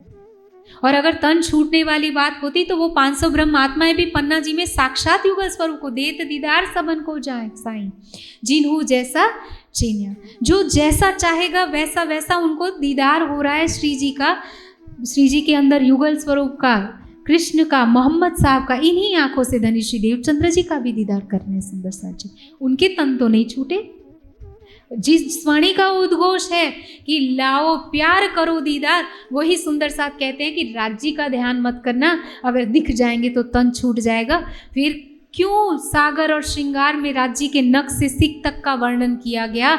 श्यामा जी के श्रृंगार का नख से सिक तक का वर्णन 1-2 बार नहीं सुंदर साथ जी, श्यामा जी का 2 बार और राज्य का 7 बार श्रृंगार का वर्णन किया गया। देखो नैना नूर जमाल, फिर स्वरूप जो निरखिए, फिर चरण को निरखिए। क्यों कहा जा रहा है कि श्रृंगार किया सब दूल्हे वस्त्र और भूखन, अब बखत हुआ देखन का, देखो खोल रू के नैनन। और हम क्यों ऐसे भटके हुए हैं? क्योंकि आज दिन तक हमने सिर्फ और सिर्फ वाणी को कहने का और सुनने का ही विषय बनाया हुआ है। कभी मंथन किया ही नहीं कि क्या कह रही है। सरकार श्री हमेशा कहा करते थे कि कबूतरों का सरदार था, है ना, वो उसको कहीं जाना पड़ा, उसने कबूतरों को बोला कि देखो मैं तो जा रहा हूँ, लेकिन शिकारी आएगा, जाल बिछाएगा, दाना डालेगा, लेकिन आप लोग फंसना मत। और ये लोगों ने रट्टा लगा लिया उस बात का, शिकारी आएगा, जाल बिछाएगा, दाना डालेगा, लेकिन फंसना मत। अब रटे जा रहे हैं, शिकारी आया, दाना डाला, जाल बिछाया, और ये सब गए जाल में और चुग रहे हैं, फंस गए हैं, और शिकारी लेके चल रहे हैं, फिर भी क्या गा रहे हैं? शिकारी आएगा, जाल बिछाएगा, दाना डालेगा, लेकिन फंसना मत। हम भी तो ऐसे ही कबूतर बने हुए हैं सुंदर साथ जी, जो कहते हैं कि लागोगे जो दुख को तो दुख तुमको लाग सी, नीच सुख संभार सो तो दुख पाछा भाग सी। लेकिन हम लगे हुए तो उन्हीं दुखों को हैं। माया तो दुख निधान जी, और हम उस दुख को लग रहे हैं और सुख को निधान, जय जय सुख को निधान की आरती रोज सुबह उतार रहे हैं। लेकिन हृदय किसको दिया हुआ है? हृदय में अगर कहते हैं ना स्वामी जी कि अगर कांटे वाला फूल हृदय से लगाया हुआ और बोल रहे कांटे चुभ रहे हैं, पीड़ा हो रही है, अगर उस फूल को नहीं छोड़ रहे हो कांटे वाले को, तो कांटे तो चुभेंगे। उसमें कसूर किसका है? वाणी तो सब बता रही है, लेकिन रट्टा लगा के हम उसको जीवन में ना उतारे। दवाई को अगर पिएंगे नहीं, सिर्फ उसका प्रिस्क्रिप्शन पढ़ते रहेंगे कि इसमें ये डला है, सुबह दोपहर शाम एक एक चम्मच लेना, तो दवाई नहीं लेने से बीमारी दूर हो जाएगी। तो तारतम वाणी को जो लो जीव नेंद छोड़े नहीं, पिलाइए वाणी लाए पीव वतन थे बल माया जाने। प्रियतम, माया का बल जानकर इस वाणी को लेकर आए, और हमें चाहिए कि हम इसको पिलाए, जीवन में उतारे, उसको समझे, सिर्फ सुने नहीं। और दूसरा, भाव सिंह के प्रसंग से तो हमें पुरुषार्थ पूरा करना है राज्य को देखने के लिए। और धैर्य कैसा होना चाहिए कि राज्य मैं हर पल आपको पुकारूंगी, मेरी हर एक श्वास आपको पुकारेगी, और आप क्या करिएगा कि जब आपको इच्छा हो तब आप दिखेगा। मैं उसमें जबरदस्ती नहीं करूंगी। जब तुम आप दिखाओगे तब देखूंगी नैन नजर जो, जब तुम दिखाओगे तब मैं देखूंगी, लेकिन मैं हर पल, मेरा हृदय आपके लिए तड़पेगा, तरसेगा। और अब क्या हुआ सुंदर साथ जी? राजा भाव सिंह का धाम गमन होते ही उनका दीवान कौन था? फतेहुल्ला। अब एक तरफ तो पठानों ने सैनिकों को, औरंगजेब के सैनिकों को खबर कर दी है, दूसरी तरफ इनका धाम गमन होते ही कौन बैठ गया? फतेहुल्ला गद्दी पे बैठ गया। उन्होंने श्री जी साहेब जी को पकड़ने के लिए आदेश दे दिया कि पकड़ के ले आओ उस हिंदू वैरागी को। और श्री जी को क्या फर्क पड़ता है? वो उन्होंने क्या किया? फतेहुल्ला के ही मोहल्ले में, उन्हीं के बगल में एक घर था जहाँ पे मुल्ला जी रहते थे, वहाँ श्री जी और लालदास जी चले गए और वहाँ जाकर बैठे नहीं है छिपकर सुंदर साथ जी। उस मुल्ला को बोला कि तुझे पैसे देंगे, याद करो उदयपुर में इब्राहिम से जो टीका करवा रहे थे, आधी रही है ना। अवसर मिलते ही श्री जी ने टीका करवाना शुरू कर दिया। छिपे हुए हैं फतेहुल्ला के दरबार में ही, और बगल में ही छिपे हुए हैं उनके घर के, और वहाँ पे भी मुल्ला को ही पैसे देकर क्या कर रहे हैं? टीका करवाना शुरू कर दिया, जो बाकी रह गया था पहले का। एक भी श्वास जो है ना, श्वास श्वास निज नाम जपो वृथा श्वास मत खोए, ना जानो इन श्वास को आवन होए ना होए। हम गाते तो हैं इसको, लेकिन जीवन में उतारते नहीं है। लेकिन हमारे उन ब्रह्मात्माओं ने जीवन में उतारा है, कैसे उसको उतारना है वही बीतक बता रही है सुंदर साथ जी। एक भी पल या एक भी श्वास व्यर्थ में नहीं जाने दे रहे हैं। चाहे मौत सिर पर खड़ी है, वो प्यार से अपनी सेवा करते जा रहे हैं। जिसके सिर पर खड़े सुभान, उसको किसका डर? बहुत प्यार से टीका करवा रहे हैं। 2-3 दिन जब हो गए, भवानी भट्ट एक बार, क्योंकि सैनिक तो सब जगह पे ढूंढ रहे हैं, तो भवानी भट्ट जो है वो एक बार चंगुल में भी आ गए। उनको भी बहुत डराया धमकाया कि श्री जी साहिब जी का पता बताओ, लेकिन भवानी भट्ट आँख चुरा के निकल गए। तो कहते हैं ना कि जिसको राम राखे उसको भी कुछ नहीं हो सकता है, तो जिसके सिर पर अक्षातीत खड़े हो उनका कौन बाल बांका कर सकता है। और इस तरफ जहान मोहम्मद को कुछ काम था, तो वो फतेहुल्ला के घर पे आए थे, और उन्होंने किसी सुंदर साथ को वहाँ देखा बगल में। तो उन्होंने बोला कहाँ? तो सुंदर साथ ने बोला कि श्री जी साहिब जी तो यहीं पे है। तो जहान मोहम्मद कहते कि ये तो उसी का, दज्जाल का ही इलाका है, यहाँ कैसे बैठे हुए हैं? पूरी जगह पे उनकी खोज चल रही है। तो बोल रहे वो तो टीका करवा रहे, बोल रहे उनको बोलो कि वहाँ मुझे ले चलो श्री जी साहिब जी के पास। जहान मोहम्मद जाके श्री जी को संध्या के समय पे कहते हैं कि श्री जी आप यहाँ से कृपा करके निकल जाइए। इस तरह से सब जगह पे आपको ढूंढा जा रहा है। और श्री जी ने अब क्या किया? जो टीका करवा रहे थे, ऐसे नहीं कि वहीं छोड़ दिया सुंदर साथ जी, क्योंकि ज्ञान ही तो हमारी धरोहर है। सोचिए अगर उन सुंदर साथ ने इस बीतक को ना संभाल के रखा होता, वाणी की टीका जहाँ जहाँ हो रही है उसको ना संभाल के रखा होता, तो आज हम और आप क्या कर रहे होते? हम तो इतनी सारी वाणी चर्चा सुन के, ऐसी बीतक सुन के भी कुछ नहीं सीख पा रहे हैं, ईमान पर नहीं खड़े हो पा रहे हैं, और इश्क के पंख लगाकर प्रियतम के पास नहीं जा पा रहे हैं। तो अगर ये ना होती तो हम क्या करते?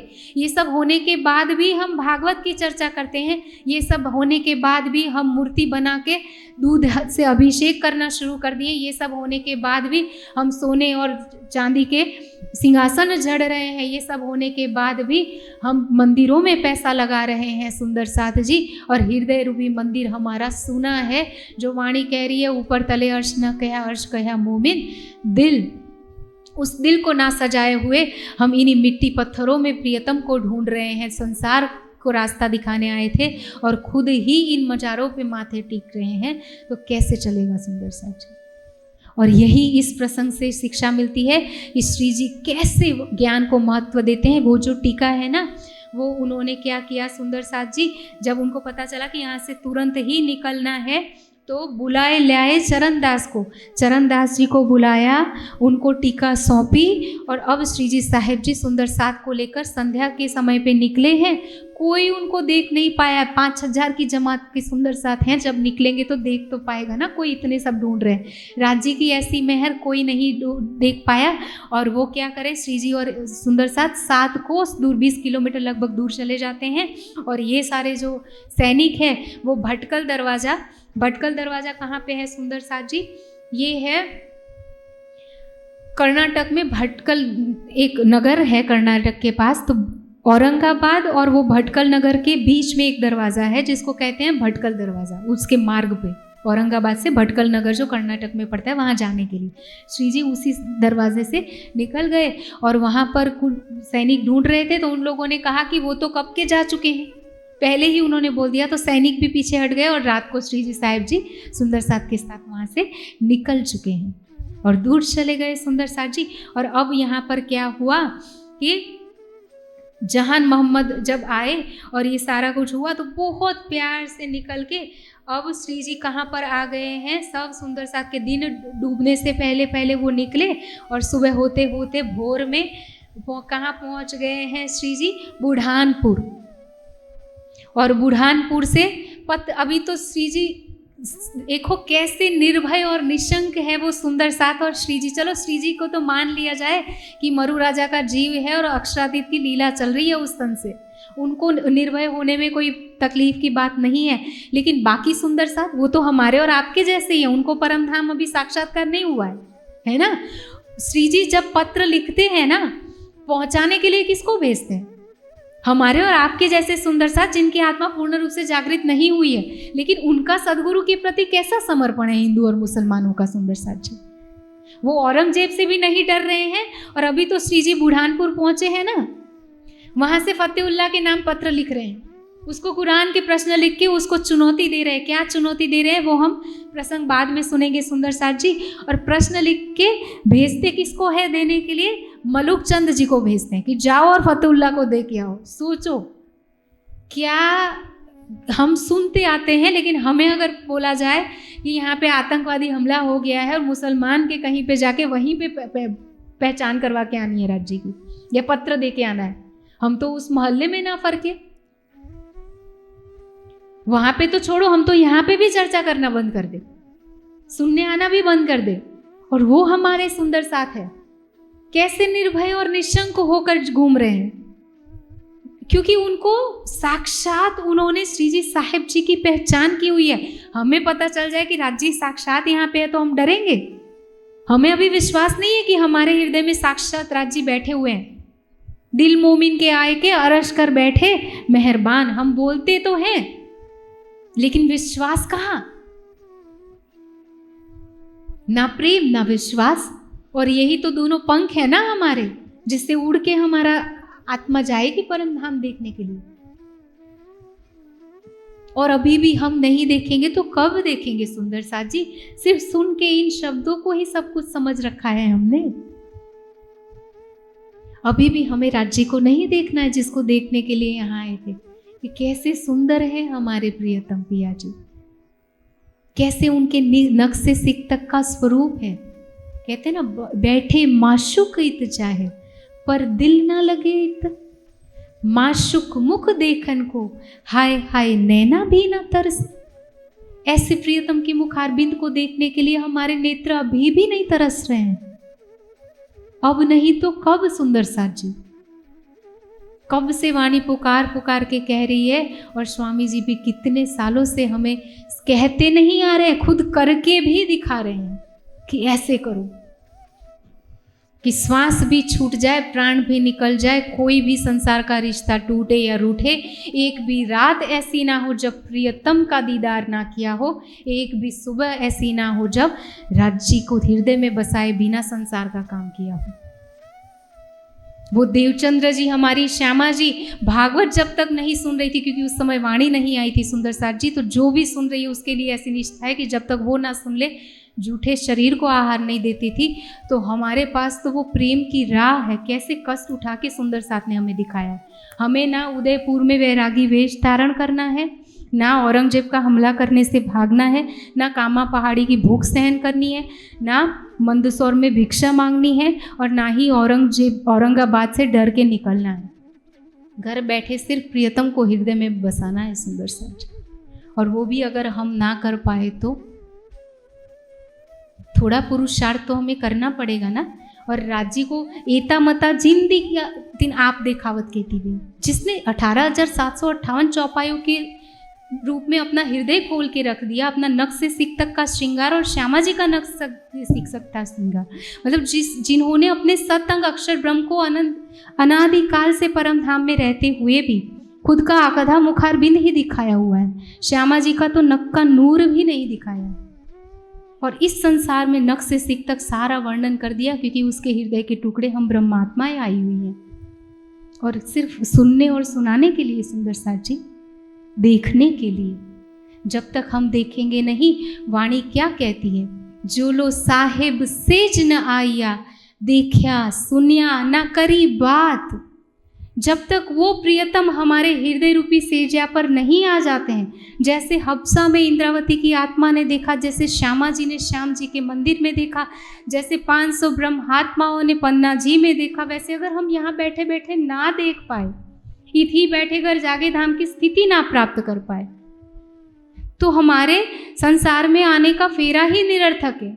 ये वाणी कहती है, जो लो माशुक सेज न आया, देखा सुन्या न कही बात, सुख अंग न लियो इन सेज को ताए निर्फल गई जो रात। सिर्फ देखना नहीं है, उनसे अपने हृदय की बातें भी करनी है, उनकी मीठी मीठी बातों को सुनना भी है, ना कि उस कीर्तनों को सिर्फ गाते रहना है। मुख मेरे महबूब का रंग अति उज्जवल गुलाल, गा गा के पूरा महाप्रलय तक गाते रहे सुंदर साथ जी, वो उज्जवल मुखारबिंद हमारे सामने नहीं आएगा। उसके लिए तो प्रेम की राह पर चलना पड़ेगा। एता मता जिन दिया तिन आप देखावत केती बेर, उस प्रियतम को अपना हृदय दिखाने में समय नहीं है, लेकिन पर्दा तू ही करत है, अंतर ना आड़े। पर्दा हमारा है। कौन सा पर्दा? अभी भी हमारी इच्छाएं माया की है। जिस दिन हमने माया की इच्छाओं को स्वप्न समझ के छोड़ दिया, जिस दिन हमने सिर्फ पिया जी की इच्छा करना शुरू कर दिया सुंदर साथ जी, उस दिन से हमारी आत्मा जागृति के पथ पर आगे बढ़ेगी। फिर हम ध्यान करना छोड़ेंगे नहीं, फिर उस प्रियतम की डगर पे चल पाएंगे। लेकिन अभी तो हम क्या करते हैं, क्योंकि सोचो ना सुंदर साथ जी, अगर हम ऐसा नहीं करेंगे, राज्य के प्रेम में कहूँ तो अभी दिख सकते हैं, लेकिन उन सुंदर साथ को दिखा ना देवचंद्र जी के तन के समय 313 ब्रह्मात्माओं को दिखे, कुछ हुआ?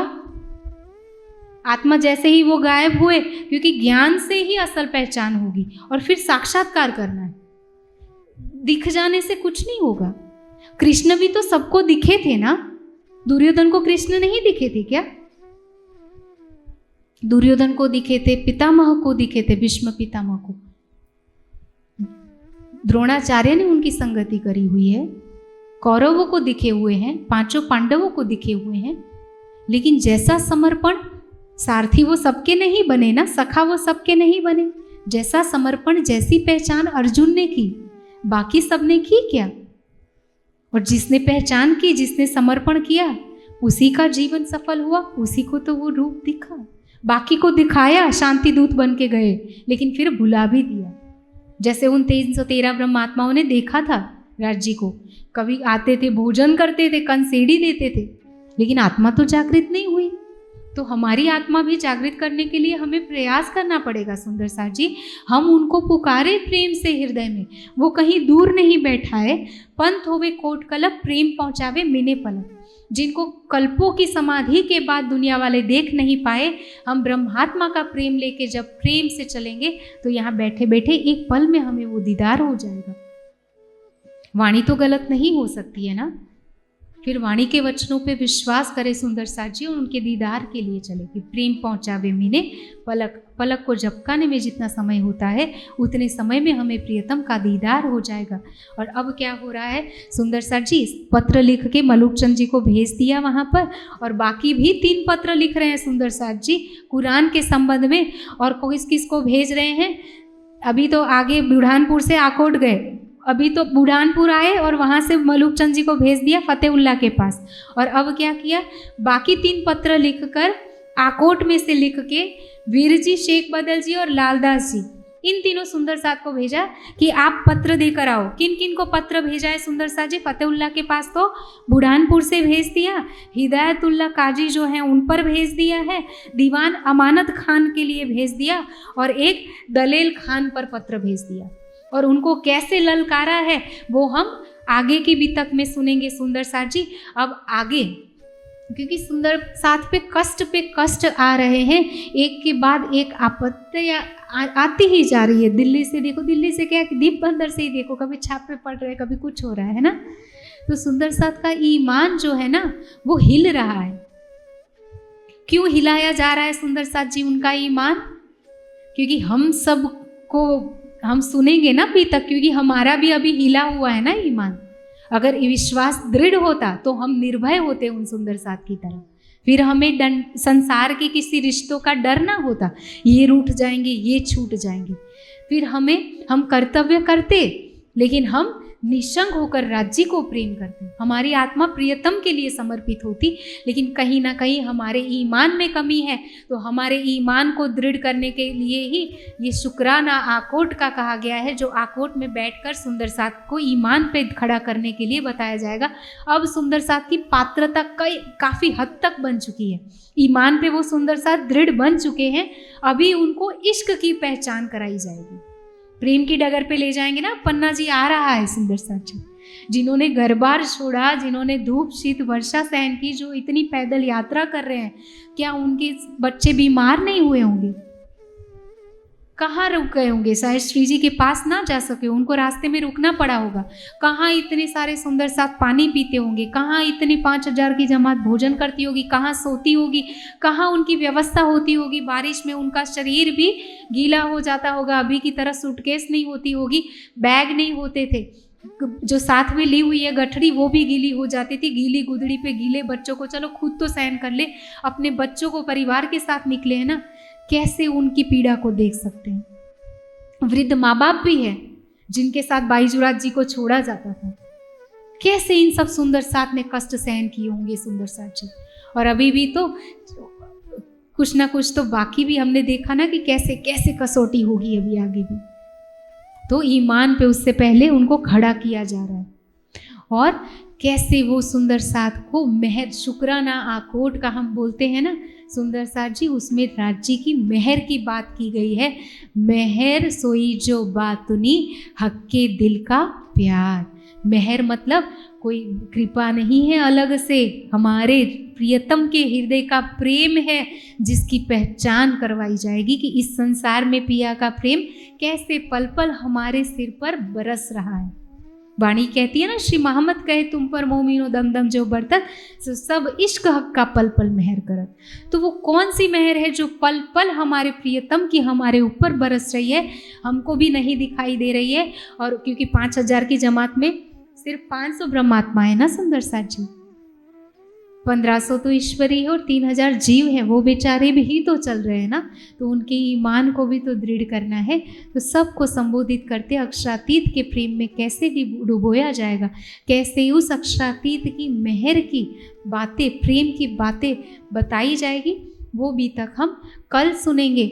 आज औरंगाबाद की बीतक से सुंदर साथ जी हमने क्या सीखा, इसका मंथन ज़रूर करिएगा कि कैसे हिंदू राजा की आत्मा की जागृति के लिए भी मुकुंदास जी ने कितना प्रयास किया, कैसे उसके चलते मार भी खानी पड़ी, भिक्षा भी मांगनी पड़ी जागने की सेवा के लिए। अगर हमें भी वाणी को फैलाने के लिए हमें तो हमारी ही जेब से देना होता है, वो भी हम नहीं दे पाते हैं। जब भी कोई सुंदर साथ जाते हैं तो हमें लगता है कि अरे नहीं नहीं, कहीं हमसे पैसे ना मांग ले, कागज के टुकड़े हैं सुंदर साथ जी, जो सेवा में राज्य के चरणों में लग गए ना, वो ही काम के हैं, बाकी सब बेकार चला जाएगा। खेता भाई का धन काम नहीं आया, हमें भी पता नहीं कि कब खेता भाई की तरह हमारी अंतिम सांस निकल जाएगी और तिजोरियाँ वैसी की वैसी रह जाएगी और महाप्रलय हो जाएगा। वहाँ उठ के राज्य को बोलेंगे एक और मौका दे दो, हम अपनी तिजोरियाँ खाली कर दें। नहीं हो पाएगा। सोचो, मिहिराज जी को जब कुछ भी पहचान नहीं है, तब सदगुरु के चरणों में सोने के गहने अपनी पत्नी के रख के आ रहे हैं, और हमने तो अभी अलमारियां सजाई हुई है, लॉकर सजाए हुए हैं कि हमारे पुत्र के पुत्रों को भी काम लग जाए। सुंदर साथ जी, उनको संस्कार दीजिए, आत्मिक ज्ञान दीजिए। अपरिग्रह तो दुनिया वालों ने करके दिखाया है, धर्म का एक लक्षण है। फालतू की चीज़ें इकट्ठा मत करिए, जितना भी तन मन धन न्योछावर करिए और जीव को भी समर्पित करिए श्री जी के चरणों में, तभी उसका कुछ लाभ मिलेगा। सोचो, राज्य को क्या मुख दिखाएंगे? तो एक पल के लिए मूल मिलावे में चलते हैं ना, जहां हम राज्य को कह के आए थे, हम ब्रह्मात्माएं बन के बैठते हैं राज्य की आंखों के सामने आंखें मिला के, और राज्य बोलेंगे कि परम धाम की ब्रह्मात्माओं, जो मुझे इतना वचन देकर गई थी, आज मुझे बताओ कि संसार में जाके आपने क्या किया। अभी की परिस्थिति के हिसाब से हम क्या कहेंगे? 1 महीना बीतक सुनी 1 घंटा, जिसमें थोड़ी थोड़ी झपकियां ले ली बीच बीच में, या फिर ये कहेंगे कि बस वाणी चर्चा सुन ली, 1 सप्ताह का वार्षिक उत्सव हमने अटेंड कर लिया, या जूम मीटिंग रोज सुनते हैं। क्या मुख दिखाएंगे? राज्य हमें पूछेंगे, क्या पूछेंगे? जहां छोड़ी थी ना बात कि मुझको मत भूलना, याद करो हक मोमिनो, खेल में अपना खसम। और हमने भी कहा था कि 100 बेर देखो आजमाए के तो भी ना भूले हम। वो पिया अब हमें पूछेंगे कि मुझे ये बता कि तूने प्रेम से मुझे कितनी बार पुकारा अपने हृदय में, कितनी बार तू मेरी ब्रह्मात्मा बन के मेरे लिए तरसी, मुझे देखने के लिए, मुझे मिलने के लिए। इन झूठे घरों से थोड़े दिन के लिए हम कहीं बाहर जाते हैं तो ये मिट्टी पत्थर का बना घर भी हमें खींचता है कि मुझे घर की याद आ रही है। ये झूठे रिश्ते भी हमें खींचते हैं कि हमें उनका चेहरा याद आ रहा है। तो हमें वो प्रियतम का मुखारबिंद क्यों नहीं याद आ रहा है? हमें वो अपना चेतन परम धाम, हमारी वो जमुना जी, हमारे वो लाल हरे वृक्ष, वो हमारे चांदनी चौक का आंगन क्यों याद नहीं आ रहा है? क्यों हमारे अंदर वो तड़प नहीं हो रही है? सुंदर सा जी, कौन जिमी में तू खड़ी, कहाँ है तेरा वतन? कौन खसम तेरी रूह का, कौन असल तेरा तन? सुंदर साथ जी, अब हम आत्मचिंतन करें और इसका एहसास करने के लिए, इसका साक्षात्कार करने के लिए, अनुभव करने के लिए हमें ध्यान करना ही पड़ेगा सुंदर साथ जी। और ध्यान ही हमारा आहार है आत्मिक। जब हम प्रेम से उस प्रियतम के सामने बैठेंगे, नख से सिख तक उसको देखेंगे, तभी तो उसके लिए विरह आएगा। और तब हमारी वो स्थिति होगी, ज्यों ज्यों दुल्हा देख ही त्यों त्यों उपजसी दुख, हाय हाय ऐसे मौले महबूब से हुई नहीं सन्मुख, ऐसे प्रियतम से अब तक मैंने क्यों पीठ छुड़ाई। अब हम उसको हृदय में बसाए सुंदर साथ जी। आज के बाद हमारा एक भी पल व्यर्थ में माया की इच्छाओं के पीछे ना जाए। सब कुछ करते हुए भी व्रज की गोपियों की तरह हम उस प्रियतम से जुड़े रहें। हमेशा हमें याद हो कि मेरे राज्य मेरे और तुम दुल्हा में दुल्हनी, और न जानो बात जी, इश्क सो सेवा करूँ पिया सब अंगो साक्षात जी। हम यहाँ से अर्जी ना गाए, हमारा हृदय उनकी दुल्हन बनकर उनको देखने के लिए तरसे। ऐसी कैसी दुल्हन जिसने दुल्हा को नहीं देखा, जिसने दुल्हा से प्रेम नहीं किया, जिसने अपना घर नहीं देखा, शादी करके तारतम लेके भी मैके में ही बैठी हो, ऐसी कौन सी पत्नी होगी सुंदर साची। तो हम भी अब इस संसार में ना बैठे, वापस अपनी सुरता को परम धाम लेकर जाए। और राजा भाव सिंह की तरह देखने की जल्दी ना हो, तड़प हो, लेकिन धैर्य इतना कि जब तुम आप देखाओगे तब देखोगी नैन नजर। ये नहीं कि 2 महीना ध्यान किया, आया नहीं तो छोड़ दिया। महाप्रलय तक भी नहीं आओगे, फिर भी मैं आपको याद करूंगी। कुछ भी ना कर सके सुंदर साथ जी तो जागृत होकर राज्य को इतना तो बोलेंगे कि पिया मैं 2, 3, 4, 5 घंटा आपके लिए बैठती थी रोज, आप ही नहीं आए तो मैं क्या करती। कुछ टूटा फूटा ही सूत कात ले सुंदर साथ जी। अब समय ज़्यादा नहीं है हमारे पास, अब नहीं तो कब। बाकी बीतक महाप्रलय तक सुनते रहेंगे, आचरण में नहीं आएगा। जब तक वो प्रियतम नहीं आएंगे तब तक हमारी आत्मा जागृत नहीं होगी। पूर्ण स्वरूप हक का आए बैठा माहे दिल, तब अंग सभी आत्म के उठ खड़े सब मिल, तभी हमारी आत्मा जागृत हो पाएगी। अब सुंदर साथ जी चौपाई दोहराएंगे। महामत कहे ए मोमिनो, ए औरंगाबाद की बीतक, अब आकोट की कहो, जो बीतक है बुजरक, जो बीतक है बुजरक। प्रणाम जी सुंदर साथ जी। अधिक जानकारी हेतु हमारी वेबसाइट www.spjin.org पर आएं और हमारे YouTube चैनल को सब्सक्राइब करें। धन्यवाद।